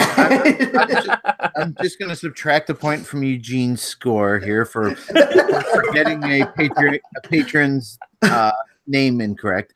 Fair. All right, and this is another one where I don't have track numbers, so I don't know what order these are supposed to be in. So you could get the first level, you could get the last level. Perfect. Nope. Sorry. Final Fantasy 3? No. Nope. What kind of games does Corky Dog like? And these are all over the place. Usually he likes older games, but this sounds a lot newer. Game? It is, well, as long as you're asking, it is a GameCube game. Oh. And these tracks are all about a minute and a half long. So Can you turn it down just a touch? I feel like this one's louder than the others. That's better, I think. Yeah. Turn up to, I don't know. No. Now I'm just Billy throwing it Hatchet. out there. Nope.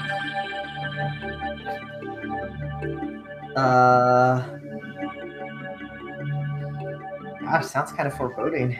Sounds kind of rare again. It is not rare. I mean, the game may be rare, but it isn't made by Rare. I was actually going to say it's quite common. How about another track? Yep. Well, that was supposed to segue into another track, but oh well. It sounds like a minigame collection or something. Is it like Dr. Mario GameCube? It is. It is not. Is this? Jeopardy. It's not custom rope. No. What the fuck is this? Goshen the Giant. I don't know. I'll be honest. I have never heard of this game, And I have heard of pretty much everything that you guys have guessed. So I guess you have to guess more obscure than this. I think Corky Dog's hobby is just stumping us. Like, he wins the week if he can manage to stump us, and he's very good at it. Right? All right. So Clearly we have much to learn. Obscure GameCube games. This apparently also came out on the PlayStation 2, if that helps. Perfect. This is sounding Is this like Cell incredibly Damage? Japanese. No, it is not. It is Japanese, at least the publisher is Japanese. Is it Doki Doki Literature Club? Is that a thing? It is, but not on GameCube. Then But now that I've said it, we can tag this video with it and get tons of views. Is it Taiko Drum Master, maybe? No, wouldn't there be more like drum-heavy music if it were? I mean, I've never played the game, What but if this you know, is like the menu or something?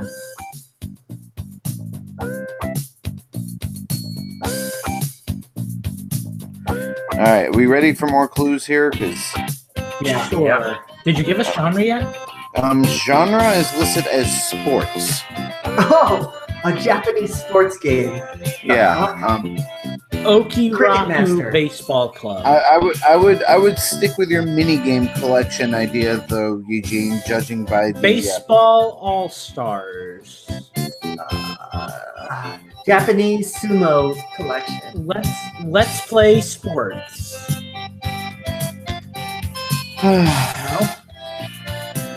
You know, we're just reaching into the void at this point for something. you might throw random words together. You might guess it. Throw and play sports collection. Sports mix. Oki Masude. Does that actually mean anything, or are you just Kawaii. You told them to throw Kawaii- words together. Kawaii Ni-chan Sportsu. okay? Powerpuff Girls go to the beach. Okay, all right. I say the first thing I will do is stop you from saying Japanese words because the title is entirely in English Damn. with an onomatopoeia. Hit bang sports. I'm ready to call this. No one will ever guess this. I've never even heard of this game. So when you guys are ready to give up, I give up. concede. Crash Sports Mix Ultimate Definitive Edition. so is that unanimous? Everybody's done. Yeah. I guess. Okay, the game that Corky Dog has chosen for y'all to try and guess is Ribbit King. Of course, Ribbit King. that game that Oh, King. totally sounds like a sports mix. I thought he said cake. No, Ribbit King is a sports game? It would. It's what Wikipedia says. I don't know. Talk to Corky Dog. I did not pick this one. Ribbit King is a game? I try to keep it to games that I've either played or at least heard of. I'll take it, Corky Dog. I'm gonna have to look it up. If it sounds expensive, maybe I'll buy it. Yeah, I was gonna say you have piqued Eugene's interest with your obscure selection, so you consider that one a win. All right, let's see. We got three. So currently, Lucas and Eugene are still tied at 3. Steve has nothing. I should leave the show. I do better when I'm not here. We have 2 unguessed, and I have at least 2 more for the game. We'll see how. See what Lenny, happens, Lucas. Didn't mean to wake you up. We will, Eugene. Uh-huh. All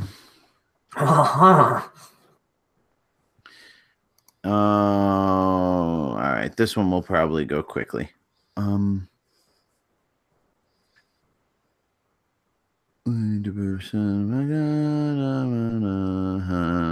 don't know that one. All right. Oh! Super Mario Odyssey, Super Mario Sunshine, Super Mario Galaxy, Super Mario Galaxy 2. I have not said you were correct yet. All right. Captain Toad Treasure Tracker. Oh, you better fucking not be.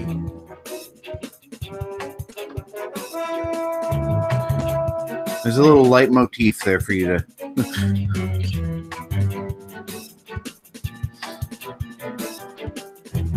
Justin would never play a Sonic game on this show. That's not true. I did once, and I stumped you on it. There. That said, this is not like Sonic Unleashed, right? It is not Sonic Unleashed, no. Okay. It's not Breath of the Wild? No. What the fuck is this?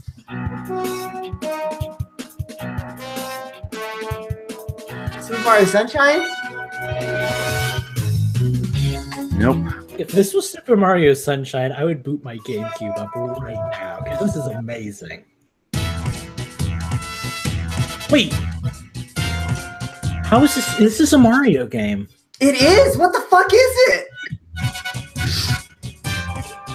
Steve, are you still alive over there? So it's not Mario No. Galaxy, it's not Mario Galaxy 2.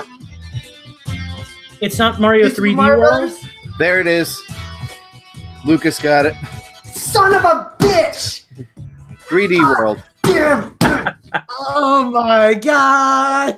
I love when Eugene slams the desk like that. Fuck. I was gonna say, how many shots are we at right now in the Eugene drinking game here? At least 6, because that's the only thing I can get tonight.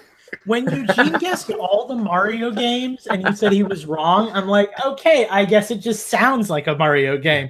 Then I No, was he- like, no, this is a Mario game. I was waiting for him to keep going down the list, and then he just stopped listing them. Well, he went from Galaxy 2 to Odyssey. I know, I Right. fucked up. You did. You done gone fucked up. All right, so that was round 9. That Damn put it. Lucas ahead. Damn it!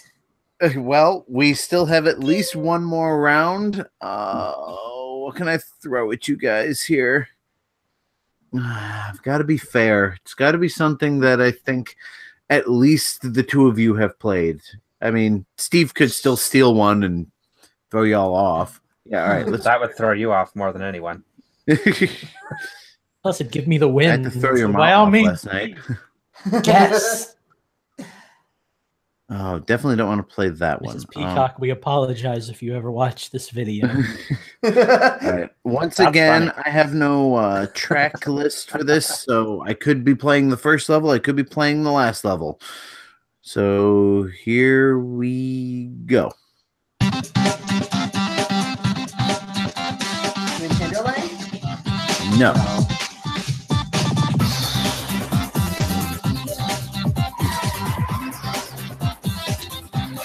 Mario Kart something. No. No, it's not Mario Kart something something. Is it a racing game? No. I threw all my guesses out. Well, I know. Same. I was about to say Sonic and Sega All-Stars Racing Transform. I thought you said I played this, Justin. I don't know whether you have or not, but it seems like it's up your alley. It's definitely. Is it a Switch game? No. Boyo de Pawn. Is that even a game? How about another track? All right. Panel de Pawn.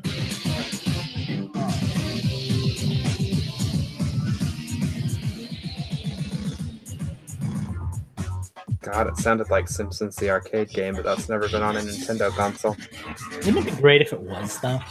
Yeah, I want that on hey, we Switch. got the arcade archives. Maybe it'll come out on that. Ooh. Is it Killer Instinct? No. Keep guessing. I'll be back. You actually leaving? We can pause. Is it Killer Instinct Gold? No. I'd be fucking pissed. 451. Is it Killer Instinct Silver? It is not Killer Instinct anything. I can give you more hints or more music. Music. Killer Instinct Crystal. Okay, I'm done. We have one vote for music, so Yeah, let's go music before you give us a hint. Donkey Kong Country. Oh, God. It's not Donkey Kong anything. yes. This sounds so familiar. That is correct. It is not Donkey Kong. Doesn't sound familiar at all. I don't know what you're talking about, Eugene. How is this not a racing game? Blaster Master Zero. Nope. How about console if we haven't already gotten that? GameCube.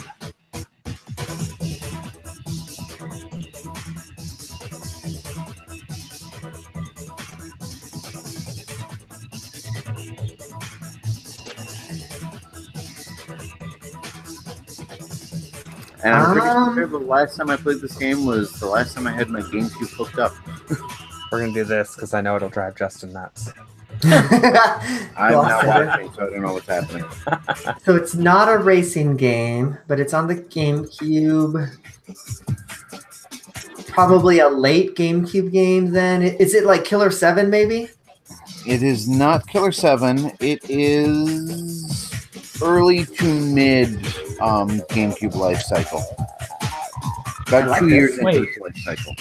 Was Enter the Matrix on the GameCube? Oh, It was, but that is not this. This just sounds like F-Zero, but it's not. It's not a racing game.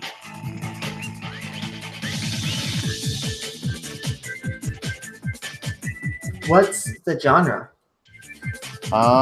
It is a action platform beat 'em up. Oh, go. Okay. Charlie's Angel. Beautiful Joe? And Eugene swoops in with the tie. Well done, Eugene. I can't even be mad. You did good. The next clue was going to be that the developers of this went on to make Bayonetta, so... Uh-huh. At which point I would have clunkily guessed Wonderful 101, and then Eugene would have gotten the point anyway. Well, I tried. All right, let's see here. Awesome. All right, so Now we need a that was tiebreaker. I was gonna say that was round 10, and Lucas and Eugene are tied at 4. So I have to find a way to break this tie fairly. I'm claiming Steve for my champion. Okay, I claim every listener in the YouTube chat. Either way, you're I screwed fucked up, because didn't the I? listeners aren't guessing much at the moment, and I'm not guessing much tonight. I think Well, if Steve I like my gets chances, Steve. tell you what, if Steve gets this one, then Steve just wins wins. the whole game. Okay, Donkey I'm Kong okay. Country 1. That's Way to throw it, Justin. I'm proud of you. All right, let's see here. I don't know if this is the complete soundtrack. It seems like there are tracks missing here. I don't know if I want to do that game. Disney Justin's Adventure. Here we Corey go. Knight. God, Chris. All right. The suspense is killing us, Justin. All right, let me reset my audio while I'm considering this because I've got a couple here that I'm debating between, and I don't want to make it too difficult, but I don't want to make it too easy either. I'm dying right now. I need this.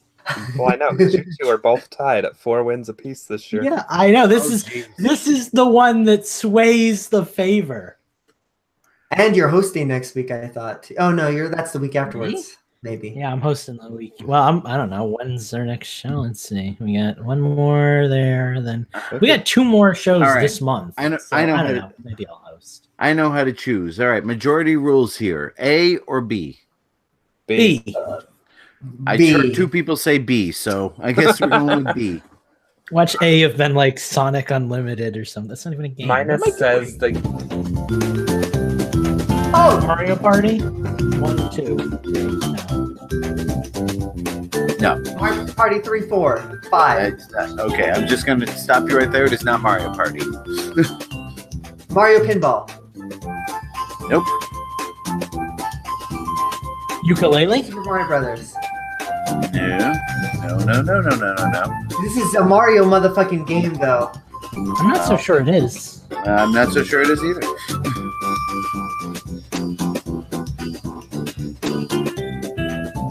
It kind of sounds a little too generic for Mario. sounds. This isn't Donkey Kong Jungle Beat, is it? It is not Donkey Kong Jungle Beat. I can see what you guys are saying Mario Party, though. It does kind of have that sound, but no, it is not. How about another track? While you contemplate this, I'm going to look this up on Wikipedia.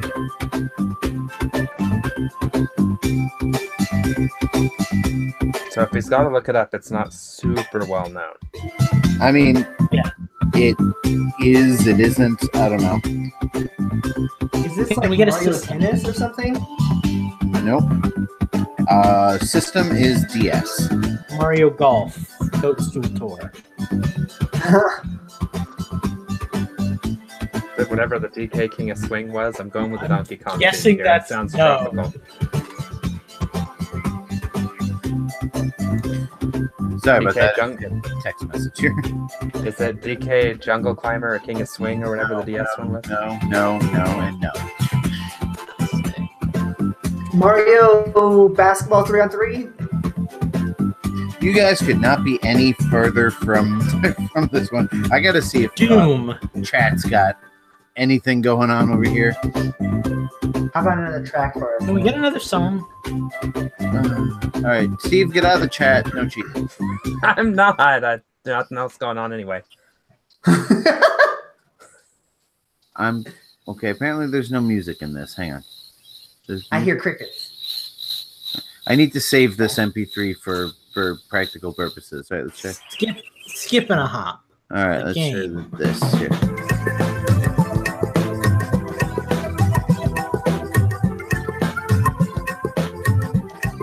Crash and Spyro. Trail of Two Dragons. Dora the Explorer.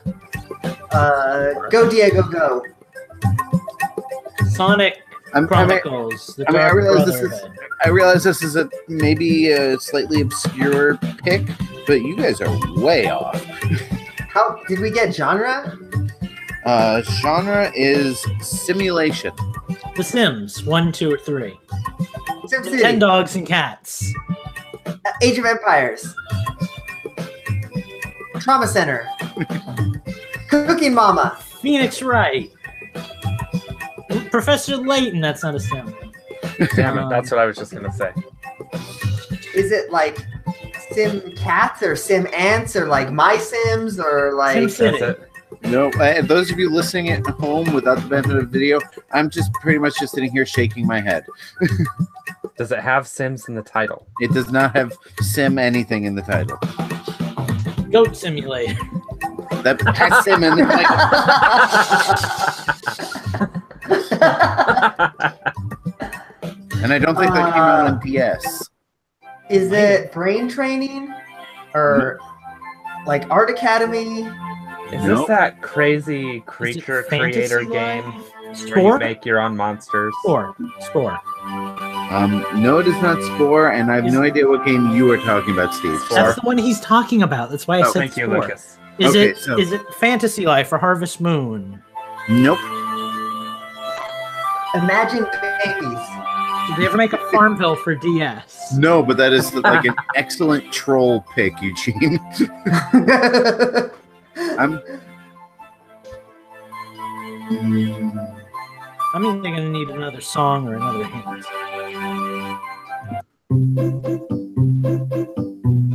Did I already say Fantasy Life? No, that was DS. well, this is DS, and no, Well, no, oh yeah, okay, Fantasy yeah, Life was 3DS. right. Is it like Zoo Tycoon or Roller Coaster Tycoon? No, I'm not letting you guys give up on this one. Somebody needs to get it. I don't know if we're going to get this. Are we anywhere near it? I mean, when you started naming off actual sim games, you were at least closer than you when you were guessing Mario Party. But it doesn't have Sim in the title. No. So it's not like My Sims.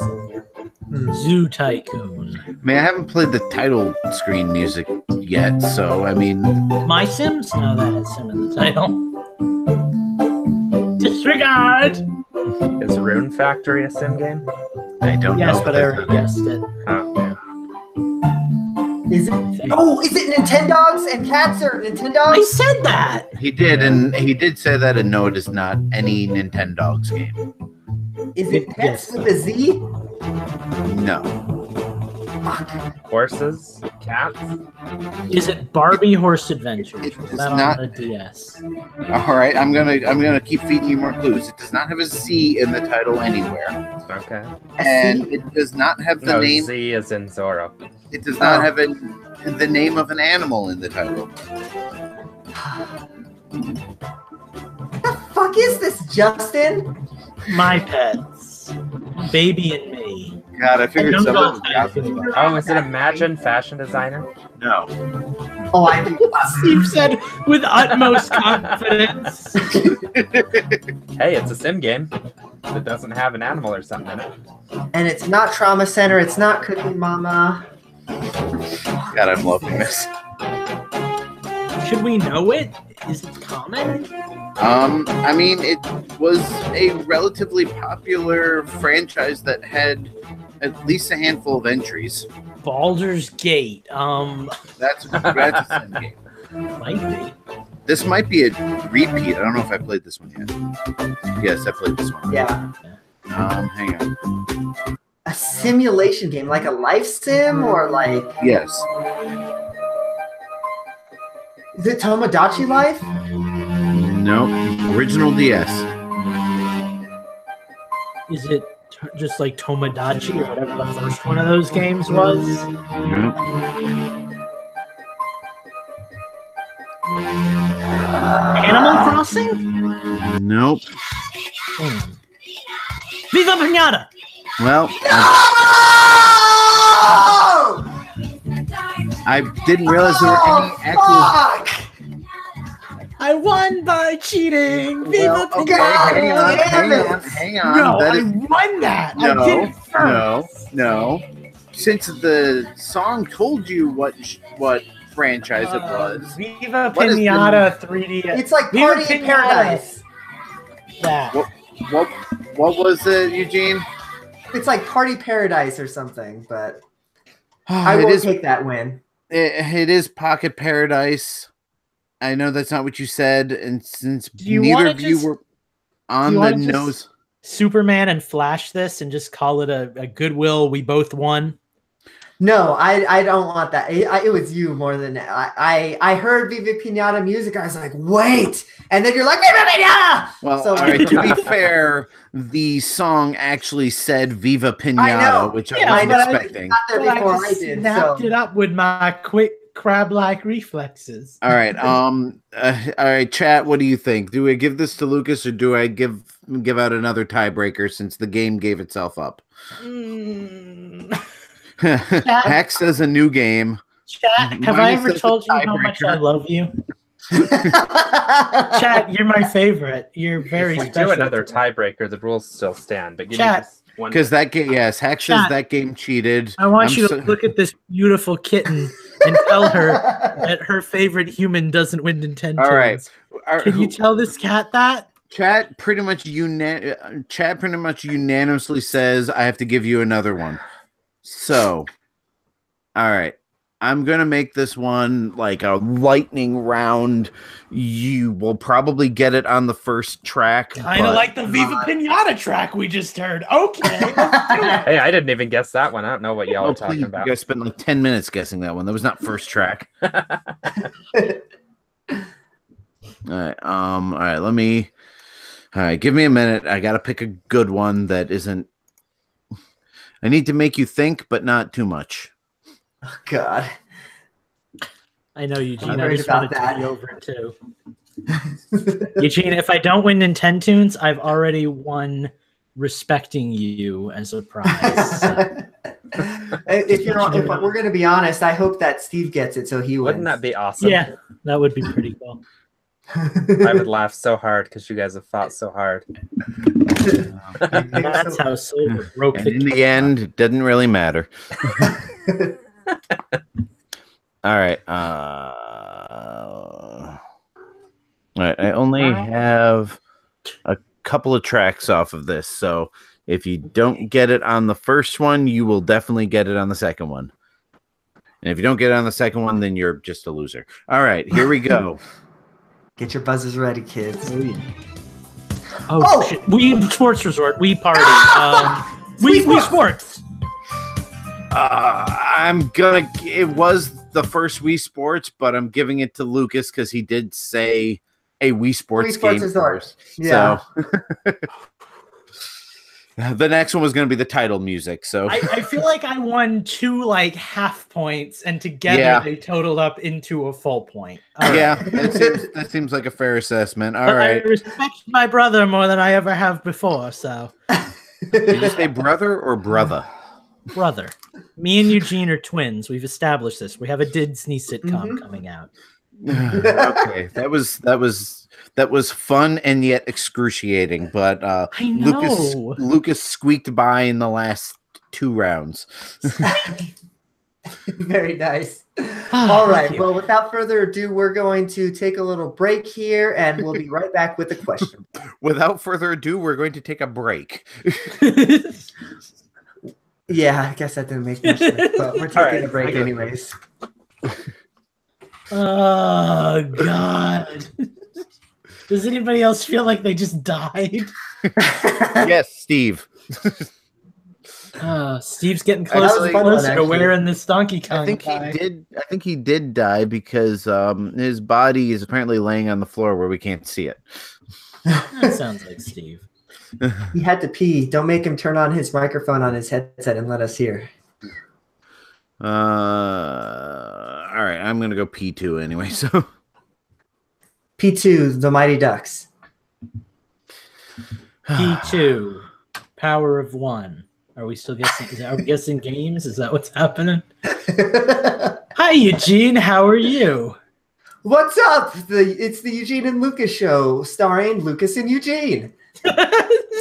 That way, we both get top billing. And this is the point at which we lose all of our patrons. I feel like if it was just you and me, Eugene, it would just be like, here's my thought on this. I disagree, but I respect your opinion. And like that would be the entire conversation, just over and over and over. Right. Yeah, that would be kind of a boring show. Sorry. Just us agreeing with each other back and forth. I agree, Lucas. It's like, no, I really don't think Smash is going to come out and be a brand new version. But you know what? You had a good idea, too. I think you've swayed me. No, I don't really think that this version needs to happen. But you know what? Good thought.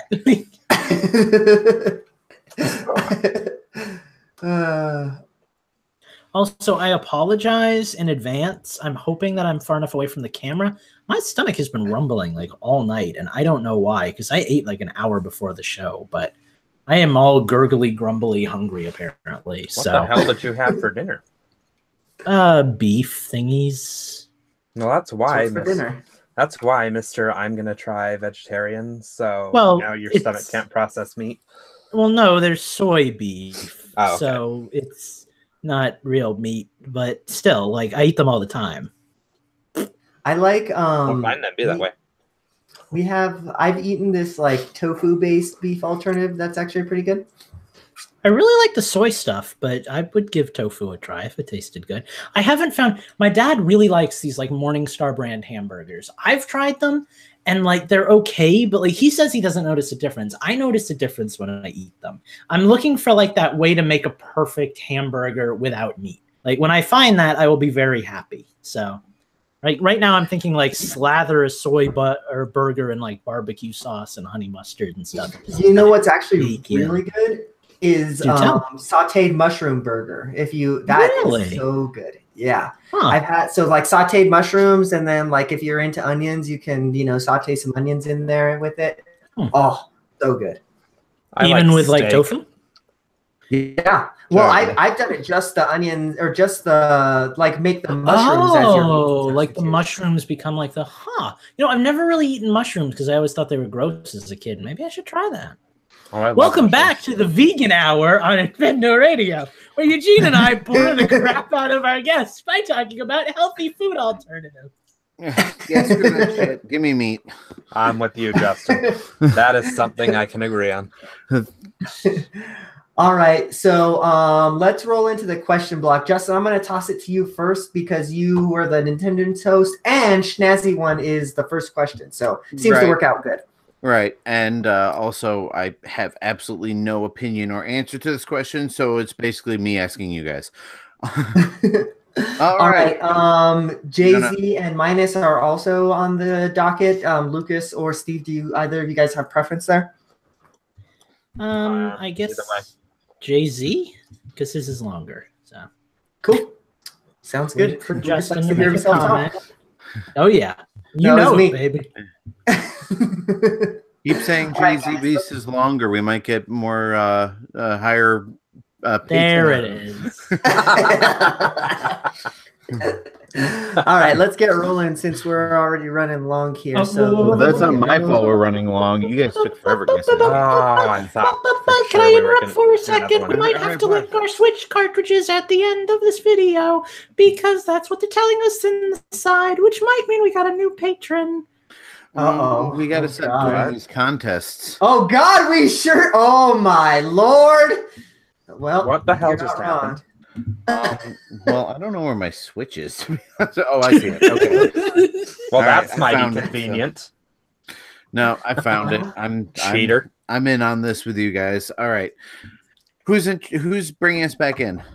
You are. Okay. I'll bring us in and then I'll toss it to you, Justin. Yeah, we did. It looks like Minus has is a new challenger. He is indeed. So all right. It's actually really exciting. All right, guys. So let's get rolling. Let me make a note here. And we're back. I did not win Nintendo's, but I did win the affection of all of our patrons because during the middle of that Nintendo section, we found out that we are now on the next tier up. So we are at the $250 tier, which means that we all have to lick our Switch cartridges at some point during the show. So we're not going to do that right now, but I just wanted to make you guys aware. If you guys are only listening to the podcast, you guys are missing the fuck out because my face is going to look funky here in a few minutes. So without further ado, we're going to move on to the question block, and we're going to let us all find Switch cartridges to get to licking. But Justin, why don't you read us Schnazzy One's question? All right. Schnazzy One asks, what would you want to see in a new Chibi Robo game? I have never played a single Chibi Robo. I have never played a single. I've never played one of those games, so I have absolutely no opinion on this. I don't even know what's in the old Chibi Robo games. Hey, I said it. So I'm throwing this to you guys. What would you want to see in a new Chibi Robo game? Me. I love Chibi Robo so much. It's the best thing ever. That doesn't Chibi Robo is so good and amazing, and they get progressively worse each time you play them. The first one was perfect, and I just want like a sequel to that or like a new family. But I want you to go to a new family. I want you to be a new Chibi Robo. But like I want that because that game was so well done and the story was so well written with like the family getting a divorce and like the alien stuff and Giga Robo. Like it all worked out so well. Like I want that. The sequel was okay, but like not as good. Like it was so good. You need to play Chibi Robo. And the next game just needs to be like a straight, like true to life sequel because every sequel past that has been uninspired, bland, or like completely out of genre. I feel like I need to look into this game. Fortunately, I have Dolphin on my computer, so the rarity of the first game is sort of non-issue. But the dad became like my favorite character without spoiling too much. Like he's so like slackerish and just like not caring about stuff. But then like as the game gets to its ending, you find out like just how amazing of a person he is. And like it's such a good game. Like I just want a straight up sequel with as good of a story as this game because it's so good. My mind is blown by the fact that this game even has a story, especially like coming from Nintendo. It's like all story. Like the gameplay is there and the gameplay is fine, but the gameplay is mostly like clean and earn points and buy stuff. Like the story is what makes the game for me in this one. Like it's interesting. How many times have I said it's so good? Like just straight up, Chibi Robo 2, new family, new adventures. Boom. So I'm going to jump in here. I did walk away from the computer, so I'm not sure if you guys even said this. But what do I want from a new Chibi Robo game? Well, a new Chibi Robo game, because it's been a while, man. Like, was there a 3DS Chibi Robo game? Yeah, but it was a 2D platform. Okay, and it just wasn't the same. No.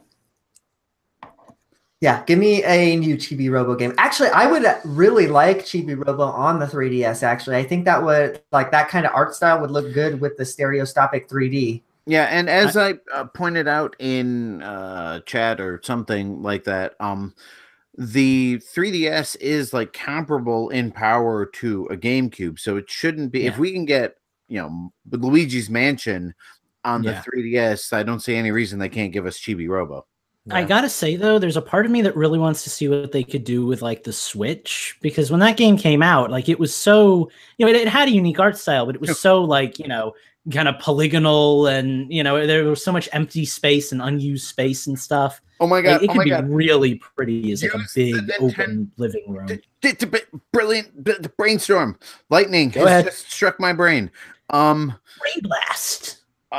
The Nintendo Labo robot suit. Oh, that would be really cool. Use that for Chibi Robo. And like you could actually I'm brushing away stains. Exactly. I'm picking up litter. Like, oh dude, I love it. Oh, I would totally get a Labo robot for that. I mean, hell, I kind of want to get it in the first place, but like VR Chibi Robo. That would be fun. That would be really fun. Oh my god, now I'm all excited about Chibi Robo. I've never even played one of the games. I'm all excited for the Chibi Robo that does not exist. I've never played Chibi Robo aside from you haven't? Ziplash. Well, I played Ziplash, so no, I haven't. I was gonna say I would buy it just for a giant Chibi Robo amiibo. Like, I've got my Mega Yoshi. I already have a Chibi Robo amiibo. I don't know why. I just thought he was cute. I've got it too, but I want a big one. I've got Mega Yarn Yoshi. I've got Detective Pikachu at the end of the month. I want a giant Chibi Robo amiibo. That would be awesome. The weird thing about a giant Chibi Robo amiibo would be it would be bigger than actual Chibi Robo. Chibi Robo is like the size of his amiibo. That's okay. Hax says going with the Labo version of Chibi Robo, if you ran out of battery, your friends could come charge you. Oh, yeah. Run in with like extra Joy-Cons and swap them out or something like that. Oh, man. Awesome. Also, Eugene, check the chat because they're telling us we've got some outdated information that you might want to look up on our various... Sure does. I understand. All right. Well, why don't you read our next question from JZ Beast, Lucas? Okay. JZ Beast writes, outside of previously playable ones, what are some reasonably plausible characters you would like to see in recently revealed Smash Bros. Switch? I'm going to be the giant tool who says Ridley and gets that conversation out of the way because I want him. I don't care that he's implausible. I just want him so bad. He's my favorite villain, and I want him in a game. Make it work. Besides that, because that's silly, Dixie Kong would be really cool. I liked the rumors that she was in. I know we have an abundance of Zelda characters, but there's so many good ones to choose from. And I feel like, I don't know, we could get something with that. I don't know. I feel like there's a lot of series that I want to see represented. One thing that I've talked about with the group a lot is I really like Dylan's Rolling Western, which got an announcement today or yesterday, whenever the direct was. And I want him in Smash. I've wanted him in Smash since college, since like the 3DS first came out. And I kind of thought he was a shoo-in at the time because I thought the game was amazing, but clearly I was kind of in the minority there. With this new game out, I would like to see Dylan. I think he would be a really fun character. So that's what I got. Apparently JZ Beast wants something a little less plausible than Ridley, more like Master Chief, which I don't understand how that's plausible at all. No, but, what he's saying is he says that Ridley is perfectly plausible. He's talking about Master Chief as a non-plausible character. Yeah, no, and like I mean, not to eat up everybody's time and to make this really quick, but like I've heard all the arguments, I've heard the discussion. I remember Miiverse and what a nightmare that was. But like they can do it, and I want it so bad. So make it happen, Sakurai. Make it happen. Anyway, go on. I don't want to have the argument about Ridley mainly because I don't see why anybody cares. I don't find Ridley to be anything more than a recurring boss character with no personality whatsoever. Read the manga. Okay. Anyway, this came up in a Facebook page conversation, but I want to see Stanley the Bugman from Donkey Kong 3.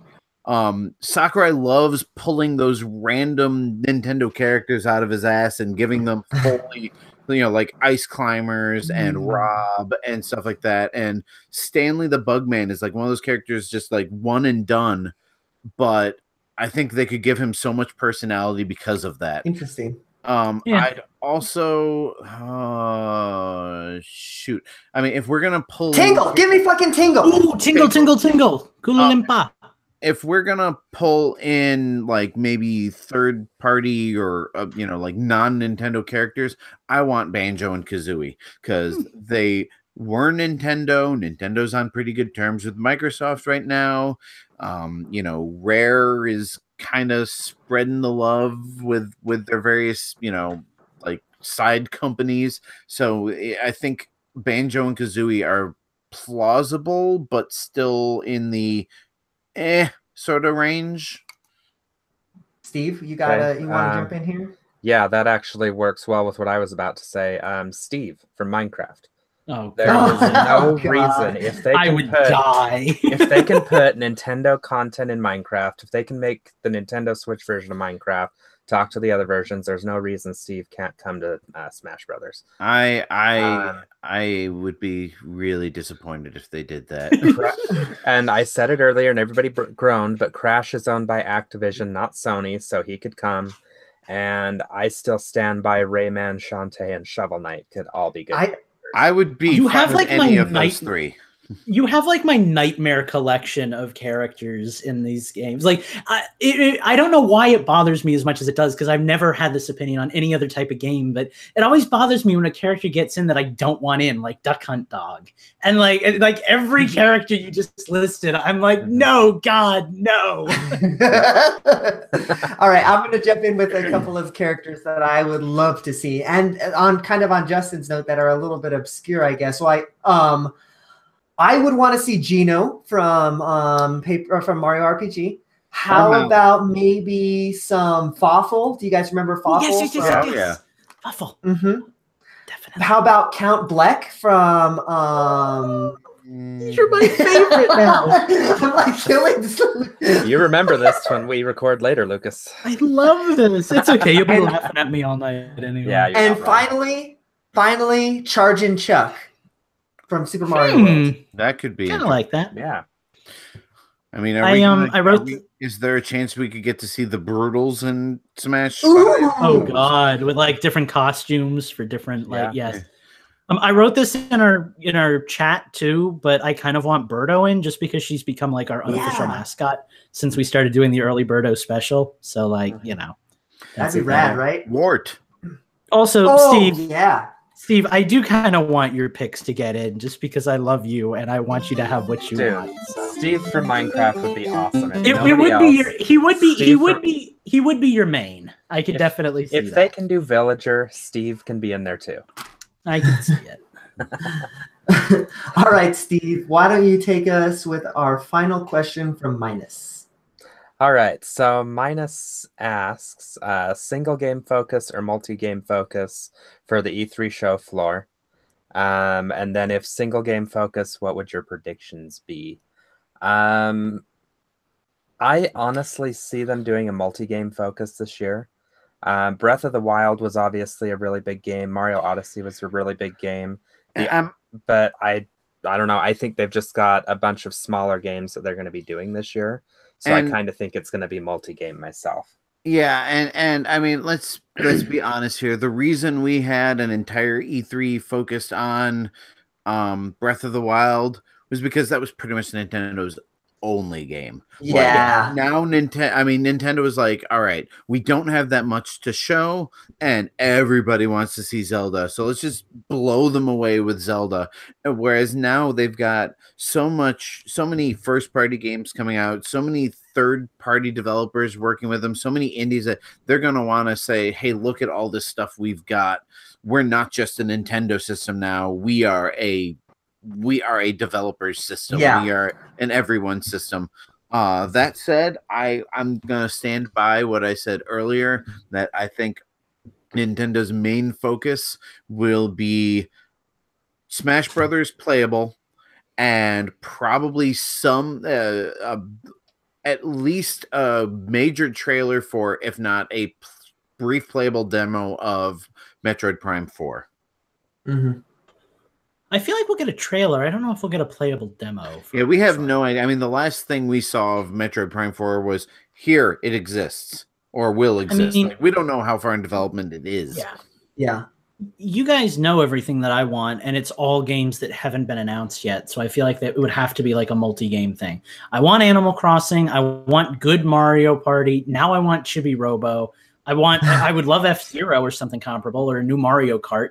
Like I want games that haven't even been revealed yet. Pikmin 4, so I feel like I need those little, like, hey, here's 30 seconds. Let's show a orange Pikmin pop his head out of the ground, and you're like, what is this? And it says Pikmin 4, and that's it. I mean, supposedly Pikmin 4 is finished already. So, I mean, it wouldn't take much for them to port it to the Switch and just say, here it is. Yeah, it just seems like the kind of deal where, like, I want a bunch of stuff that hasn't even been revealed yet. So I need a multi-game platform, and that's kind of the long and short of it. Yeah, I think what Nintendo, I guess going to his question, like what is going to be the focus of their show floor, I would say that it's probably, I don't know, I guess that's going to be kind of a toss-up, right? Like I want to say that they're going to focus all their energy on Smash and make it, because think about it, if they do Smash Brothers, then they don't just have to like they can do like standees of like basically like Star Fox and all kinds of other obscure Nintendo characters, so like it wouldn't just be Smash, but it would be like a Smash focus. But at the same time, it seems like they have a ton of stuff that they need to talk about this year. So it's kind of a toss-up for me. If anything, if they do a single game focus, I hope that it's Smash. And if it is Smash, that I hope that they open up some kind of like tournament or something like that, like make it kind of an event. I also want to see, I want to at least hear an announcement for a Mario Maker. And there was one other like game. Oh, you mentioned Star Fox. I want to hear about a new Mario Maker and a new Star Fox, because those are Star Fox. Those are the two franchises that, well, I mean, Mario franchise, whatever, but I mean, those are two Wii U games that haven't gotten any sort of port or sequel yet on the Switch that I think a lot of people are kind of looking for. I've even talked to somebody about this privately, probably Steve, but who knows? I talk to people. I would even take I would even take a full-on just port of Star Fox Zero with like the tacky motion controls taken off. Like, I played through that entire game in handheld. I love it. I think it's way better than people give it credit for. The fact that it sells for like $5 these days disgusts me. But like that aside, like I would love to see that game get some more love, because it really deserves it, and it has not gotten a fair shake. So like that game needs to be on Switch. I don't understand why it's not when like every other good Wii U game is on Switch, but I guess I do money because they're afraid it won't sell. But I feel like it will take more effort to port, because they have to undo all the motion controls and probably reprogram a lot of the AI because of it. But anyway, our alarm went off, so yeah. All right, well, we are going to move out of the question block. If you want to submit a question, you can too by joining us on our Patreon at patreon.com/Infendo Radio. All right, so we're going to move in. Speaking of Patreon, whoever posted that Twitter thing about our Patreon, put a typo in there. It says "what to see us lick," not "want to see us lick." So thank you for pointing that out on the live show. That is very important information to have. Well, it's important because if they don't tune in the next 15 minutes, they're going to miss it. So, you know. All right. So we're going to move into change the system. So let's talk about some of the games we've been playing this week. I'm going to start because I haven't been playing that much. But I actually did get to pick up the Switch this week and play some games. Either Friday night or Saturday night. I'm not sure which night. I want to say it was Friday night. Anyways, Friday night we went over to a buddy's house and we were just hanging out and watching TV. And I ended up bringing my Switch over and the console stand and everything in case we wanted to play some games. And we did end up playing some games. So we started off playing some Mario Kart, and that was actually fun. There were 4 of us. And there were, we each had our, just the Joy-Con on the side. So it wasn't like the most comfortable experience playing Mario Kart, but it worked. So that was fun. We played Mario Kart for about an hour, I would say, and had a lot of enjoyment on that one. Then surprisingly, the game that we got stuck on was Puyo Puyo Tetris. I swear we played that game for like, probably like 2 hours, just like going through the different modes. Like the mode that we ended up playing the most was the swap mode. I busted out the game and like, oh, it's Tetris and Puyo Puyo. They're like, Puyo what? And I was like, it's a game where you match up colors. And I'm like, oh, that sounds dumb. Let's play Tetris instead. And by the end of the night, everybody wanted to just play the swap mode. And more often than not, they were liking the Puyo better than the Tetris. So that was interesting. Puyo. Yeah, so that was a really cool experience, I thought. Yeah, it was just like unexpected, kind of expected, I guess. Like they said, hey, bring a video game console over and we might play, but the basketball game's on, so we're probably gonna watch that. But the basketball game was boring, so we ended up playing Switch instead, and it was like really cool. So yeah. I had a good time playing with some buddies on Friday night. I did not get to jump in on the Splatfest this weekend, which was a bit of a bummer, although I haven't jumped in on like 3 Splatfests now, so I guess that's a thing. So yeah, that's been my gaming this week. So I'm going to toss it off to one of y'all who's been playing some games. Justin, looks like you've been playing some games. Yes, I actually have been playing quite a few games. I've been playing so many old games that it actually distracted me from games like Bayonetta 2 and Skyrim and other games that I've been trying to like work my way through. Okay, let me start from scratch here. As you all know, I managed to get my hands on a Super NES Classic before the holidays, European edition, so it's got that nice sleek Super Famicom look to it and the colored buttons and all that. And I managed to put some new games on it, some of which I've played, but recently I'm like, I want to play NES games on this thing. I want to play GBA games on this thing. So I put RetroArch on it this week and started loading it up with a few ROM hacks and some NES and Game Boy Advance games. That's awesome. I mean, other than Super Star Wars, which I finally reached the point in the game where it just gets... That game's dumb because it's so hard. Yeah, it's like the Escape from Mos Eisley. I got to the final boss of that, and I'm like, oh my god, now I know why people complain about this game. So I'm probably done with that. Maybe with save states I could beat that, but like that game's rough. Donkey Kong Country, I'm working through just because I love that game. But the game that I really want to talk about is a ROM hack that I discovered this week called Super Mario Brothers 3 Mix. And I mean, as the name implies, it is a ROM hack of Super Mario Brothers 3, but it is nothing like Super Mario Brothers 3. Like, it takes the graphics and gameplay and, you know, all those things and just builds an entirely new game around it using elements of various different Mario games.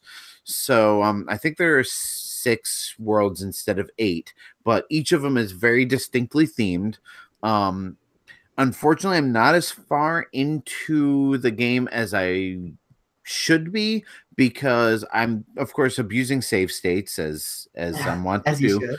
And something happened with one of my save states, and every time I went to reload the save state, it would bring me back to the beginning of the game. So I had to start it all over again. But the first world is basically a collection of Mario levels that appeared in previous games. And it's a mix of Mario 1, Mario 3, and Mario World. And but it's all, of course, Super Mario Brothers 3 graphics, and the only power-ups you get are mushroom and fire flowers, so they keep it simple. But like, just the aesthetic is great. Like, it looks like Super Mario Brothers 3, but like, they do enough with the colors and like new sprites and stuff like that it looks like a professionally game built on the engine. The next world, which I haven't had a chance to play yet, is based on the Subcon Super Mario Brothers 2 USA levels, where you can pick up and throw enemies. So I'm eager to get into that. But I mean, if you haven't played this ROM hack, I highly recommend it. It's a little bit harder than Super Mario Brothers 3, as ROM hacks tend to be, but it's not too hard, and it's just so incredibly well crafted. You know what that reminds me of is I've always wanted to play the games that are locked behind the e-reader. For the Wii U release of Super Mario Advance 4 has all those unlocked. So that's good to know. Yeah, for $8 you get all of Super Mario Brothers 3 plus all the e-reader levels. The other game I've been playing a lot of is one I'm doing for a review. I mentioned it last week. It is called Membrane. Gotten a little more than halfway through it. I mean, this is like I said, it's a really odd game. The story is person sitting in a chair and a fly lands on their hand, and you play, I don't know, like a neuron or something, or you travel through the what system is that? The nervous system, to send a signal from the brain through the head and arm down to probably just slap the fly. But you go from level to level to level, and you have to get from beginning to end. And you have these little dots that you shoot out of your head, and the dots attach to certain surfaces. They bounce off of other surfaces, and then they attach to each other. So where the membrane comes in is like you can shoot a string of these little dots, and they will create a... I'm going to keep going. And they will create like a line or a platform or something that you can use to get to the other side. And then, of course, obstacles and instant death traps and all that. Right. And some of the puzzles are pretty mind-bending. I had to get a little help from the developer on one level. But because it's all based on physics rather than, you know, like your typical Zelda push this block to this switch to open the door sort of puzzle, like it's all based on physics and gravity and, you know, all these things. It's a lot more creative. Like, you're really kind of creating your own solutions to these problems. And like I said, I'm a little more than halfway done with it. I'm enjoying it more than I'm starting to get the feel of it. But so yeah, that's Membrane on the Nintendo Switch. And the only other thing I want to say before I pass it on is, if you have a Super NES Classic or an NES Classic, got to tell you the best way to play it. Get yourself two things: a controller extension cord, 6 feet at least, and a Wii Classic controller.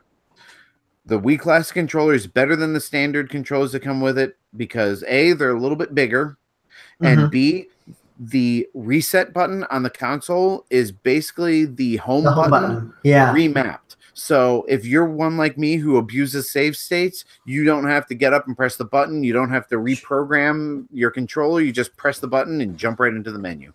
So, so there we go. That's all I've been playing.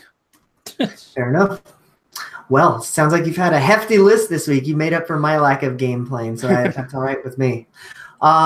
Steve, what have you been playing this week? Well, he made up for my lack of game playing this week too. I haven't played shit. I did play a ton of Splatoon this weekend. Sure. I did the Splatfest. I went with Team Egg. Spoiler alert, we lost. If you haven't checked Twitter or Splatoon. Team Chicken won, unfortunately. Science deniers. So I did realize something though this weekend. And so my wife and I were playing Splatfest, and I had stopped for one reason or another, and she needed to do something, so she hands me her controller and says, "Here, play this next match for me." Okay, no big deal, right? Well, problem is she's turned off motion controls. And that was the worst match I have ever played. I have no idea why. Like, I don't know. I had no idea I actually used motion controls like that. But the amount of like fine tuning that you can do with motion aiming was unbelievable for me until I was trying to play on her system. And so now I want to play Doom and see if the motion controls in Doom are as good as they are in Splatoon. I found the same thing with Breath of the Wild because I played it on the Wii U and I never used the gamepad because, why? I have a Pro Controller. And I found myself missing the ability to tilt and fine-tune my aim with the bow and all that. Because I played the 2 GameCube remakes on the Wii U as well, but I used the motion controls for that. Well, and maybe that's why it feels so natural for me to play Splatoon with motion controls. It's because I played Breath of the Wild with my Switch Pro controller. And you had to use the gamepad on the first Splatoon, so the motion controls are right there in your hand. Well, and I never played the first Splatoon either. No. Well, I think Splatoon is really. I think Splatoon is really meant for motion controls. Honestly, I know that it gives you the option to not use it, but I feel like at the competitive level, like people would be using motion controls because it just gives you that quick. I think I want that, honestly. I want that like in every game that I play now. Like I was playing PUBG on the Xbox One the other day, and I found myself actually like, and I was like, oh, I can't do that on this console. Like, get the last little fine tuning to get your headshot. Like that should be a thing on every game, I feel. It's so great that they added it in Skyrim, I use it a lot in Skyrim. Is it on by default? I think so. Yeah, only when you use a bow, though. And I think they added it to Minecraft recently. No, they're working on adding it to Minecraft. Okay. But yeah, the motion controls is one of those things that I don't realize how much I use it to the point where if somebody turned it off on me, I'd probably be completely lost because it's so natural. I could not function without it. It was unbelievable to me, and maybe it's just because that's the way I've always played Splatoon. Maybe it's because I've played Ocarina of Time 3D, Majora's Mask 3D, Wind Waker, Twilight Princess HDs, and all of those use motion controls now. And, of course, Breath of the Wild. And I hated it, honestly, when they first introduced it on the 3DS with, I want to say, Ocarina of Time 3D. Right, yeah. And the reason for it was because, you move it around and the 3D gets fucked up. Right. It wouldn't have been an issue on a new 3DS, but regardless, I thought that was the worst thing to ever happen to gaming when it first came out. And then now I'm over here using it all the time, Yeah, they did the same thing on Star Fox, and I think Mario Kart both had motion controls, and I never used it for any of those. But I couldn't use it on Star Fox or Mario Kart, though, but my God, does it make anything where you have to shoot so much better. Yeah, for sure. That gush over that took up a lot of time. Yeah. Keep going, Steve, if you want to. We all kind of joined in on that one. Like I was telling Lucas, that was actually my entire change the system. That's the only game I've played this week is Splatoon. Nice. So, and that one story was your whole timer. That's pretty good. Well, yeah, and that whole story was the one thing I'd been waiting to say because it just floored me. So. Fair enough. All right. Well, Lucas, what has been motioning in your console lately? Good segue. I said it. Segue. I've actually been playing a lot of games, so I'm going to go with the Justin thing here. Well, it feels like a lot. I beat Bayonetta 1 again on the Switch. I love it even more than I did the first time I played it. It's super good. I am currently working on unlocking the Father Rodan optional boss fight, which takes a lot of farming, but that's the thing I'm working on. Short of that, I think I played Splatoon a little bit. Yeah, we played yesterday. We did Salmon Run, but I didn't do Splatfest. I seem to. Yeah. Oh, I was just gonna say real fast. I'm about to hit level 32, and I forgot to say that, and I wanted to. Very nice. I'm close to 36 now, but not to just immediately outshine you. I don't know why that was instinctual in me. But the thing about Splatoon is it seems like every time there's a Splatfest where I like innately know I'm going to lose, I decide just not to play because like the ones where I would have picked the losing team, I'm usually bored with Splatoon and I just don't touch it, which is what happened this time because I probably would have been Team Egg. I have played the Kirby Star Allies demo like 5 times. Like each level like 5 times. I love this game so much. I can't wait to play it. It is like my 2 favorite Kirby games, 64 and Superstar Saga, like had a beautiful baby. And I love it so much. I can't wait till this game comes out. I feel like there was another game besides the other thing I wanted to talk about, but I don't think I can. A little bit of Fire Emblem Warriors, nothing special. But the game I wanted to spend the most time talking about is actually also a ROM hack. After Steve sent me Grand Poo World, which is currently on our YouTube, he started looking up other ROM hacks for me to play. So I could hate my life and he could laugh at me live on the show and we could upload it together. The one he found turned out to be a really good ROM hack. It is called Donkey Kong Country 2: The Lost Levels.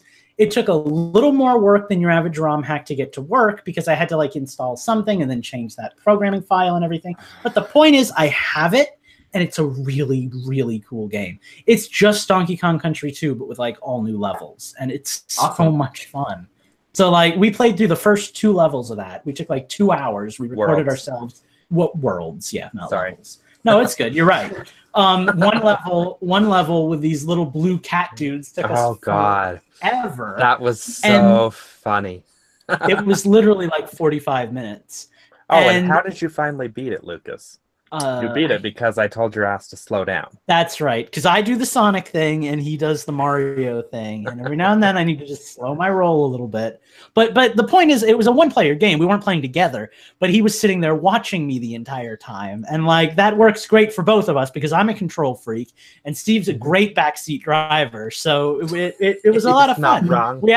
We had a lot of fun, insightful conversation. Steve shared his wide history of Donkey Kong Country. We made some great, amazing progress and got some great footage, and then we lost it all. So tonight we are going to replay the first 2 levels, re-record ourselves, worlds, and this is what I do the entire time he plays this. Yeah, exactly. So we're going through that hell again, and hopefully by the end of the week I will have some gameplay footage up on YouTube. But that's going to be one that we do a lot of because we want to get through the whole game. Yeah. In my off hours, I have been collecting all of the hero coins and creme coins. So we're going to go do the Lost World. Yeah, so we're going. There is one, but we're not sure. There is one. I'm assuming that they bothered to edit it, but we'll find out. So we're going to play through this game and we're going to document our footage and post it. So come check that out if you really want to see us have fun because it's a good game. It's not like Grand Poo World, which is just like hell. It's like hell hard, for you. But I love that video. But it's hard. But it's also just like a really solid game, like a well-made game. And I was really impressed with that. I thought it was going to be just garbage tier nonsense, but my God, it's fun. So that's our plan. Yeah. Then speaking of plans real quick, there's going to be more than just Lucas uploading Let's Plays soon. I know Eugene has a capture card and mine should hopefully be here Monday. So yep. Very nice. It's all about the live streams, kids. It's gonna be fun times.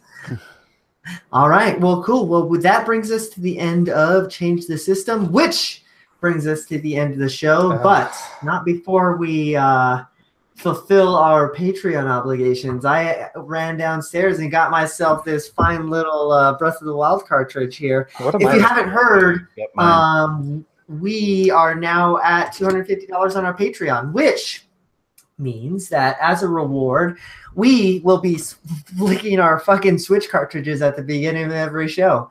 I say that we really make this last, and we Skyrim, nice choice. I say we really make this last, and we each like lick it separately, and just describe what we're experiencing. Because I have a lovely Splatoon 2 vintage 2018 that I think is going to be just delightful. But I think they've earned this week, given that, you know. I wonder if they all taste different. Yeah, like each one has its own unique flavor. Yeah, each game has its own flavor of shit. Justin, what will you be sampling for us tonight? Well, I figured since this is our first lick, I'll go with the first Switch cartridge I ever bought, which was Mario Kart 8 Deluxe. Ooh, we've all got a different game. A different game. Very nice. So thank you to Minus and Jay-Z Beast for upping your Patreon subscriptions this month to get us to where we are right now. We really appreciate it. If you guys want to be a part of our Patreon as well and make us do other weird things, then you can too by going to patreon.com/InfendoRadio. I think our $500 reward is like we wear Nintendo-themed costumes during every show. So it is. Don't get there too quick. Let's take it slow. And rub my nipples for, you know, however much. That'll make us news patrons. All right, gentlemen. All right, I'll go first. Oh, we're not all doing this together? No. We're going to make it last since it's a special first-time event. All right, Breath of the Wild, here we go. I'm really scared. Oh,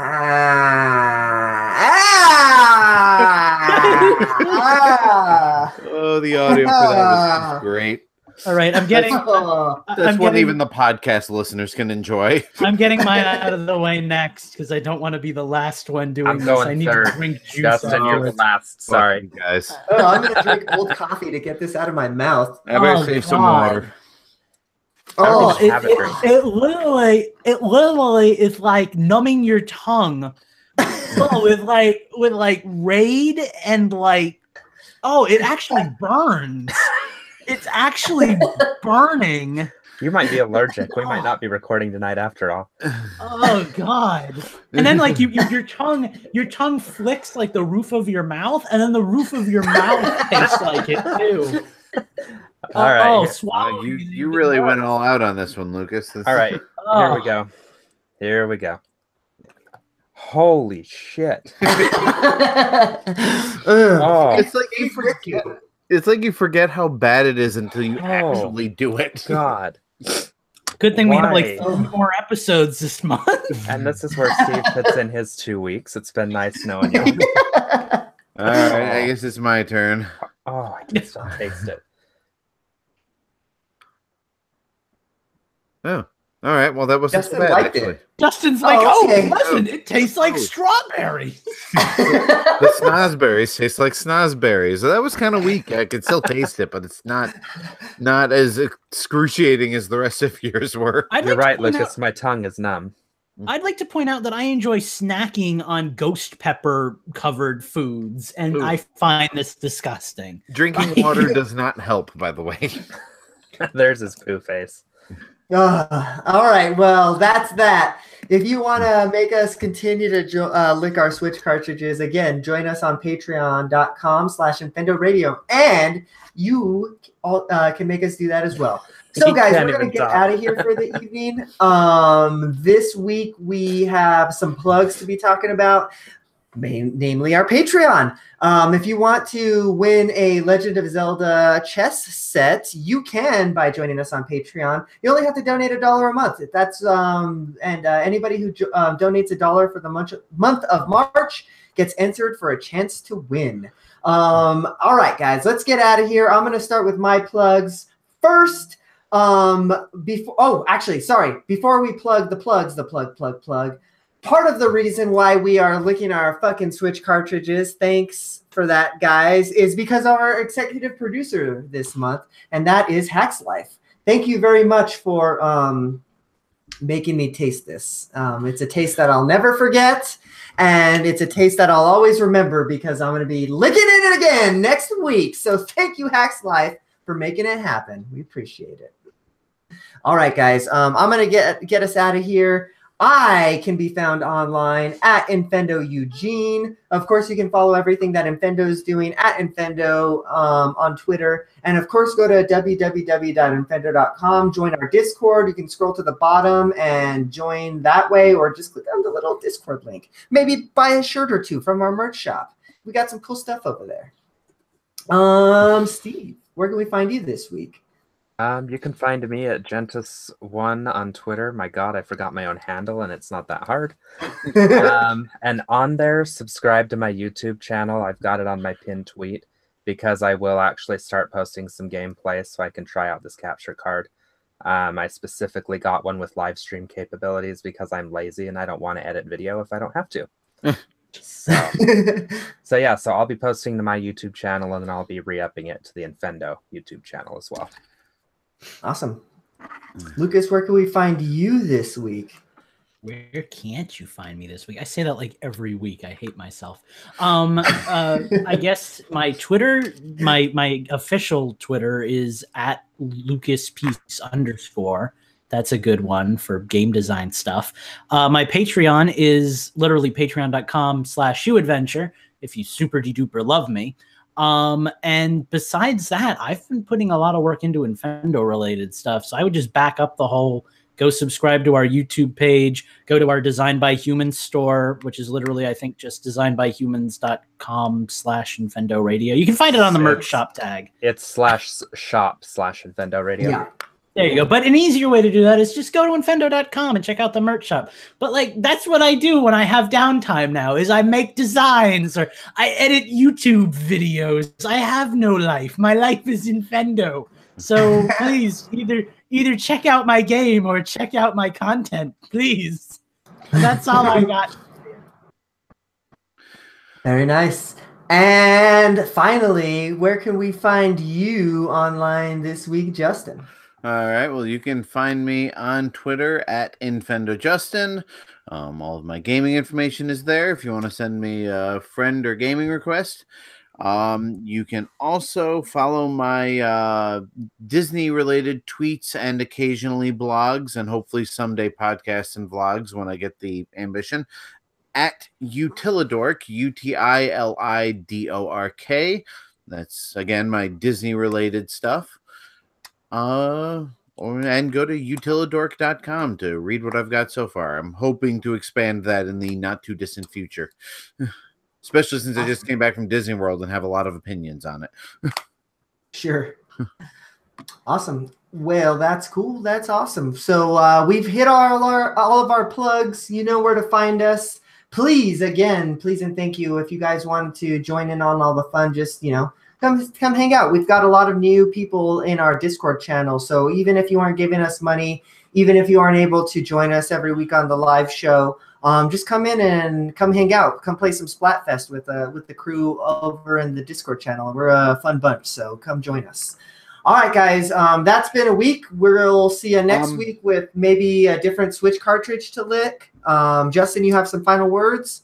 I'm sorry, I tuned out for a minute. Did we thank our executive producer?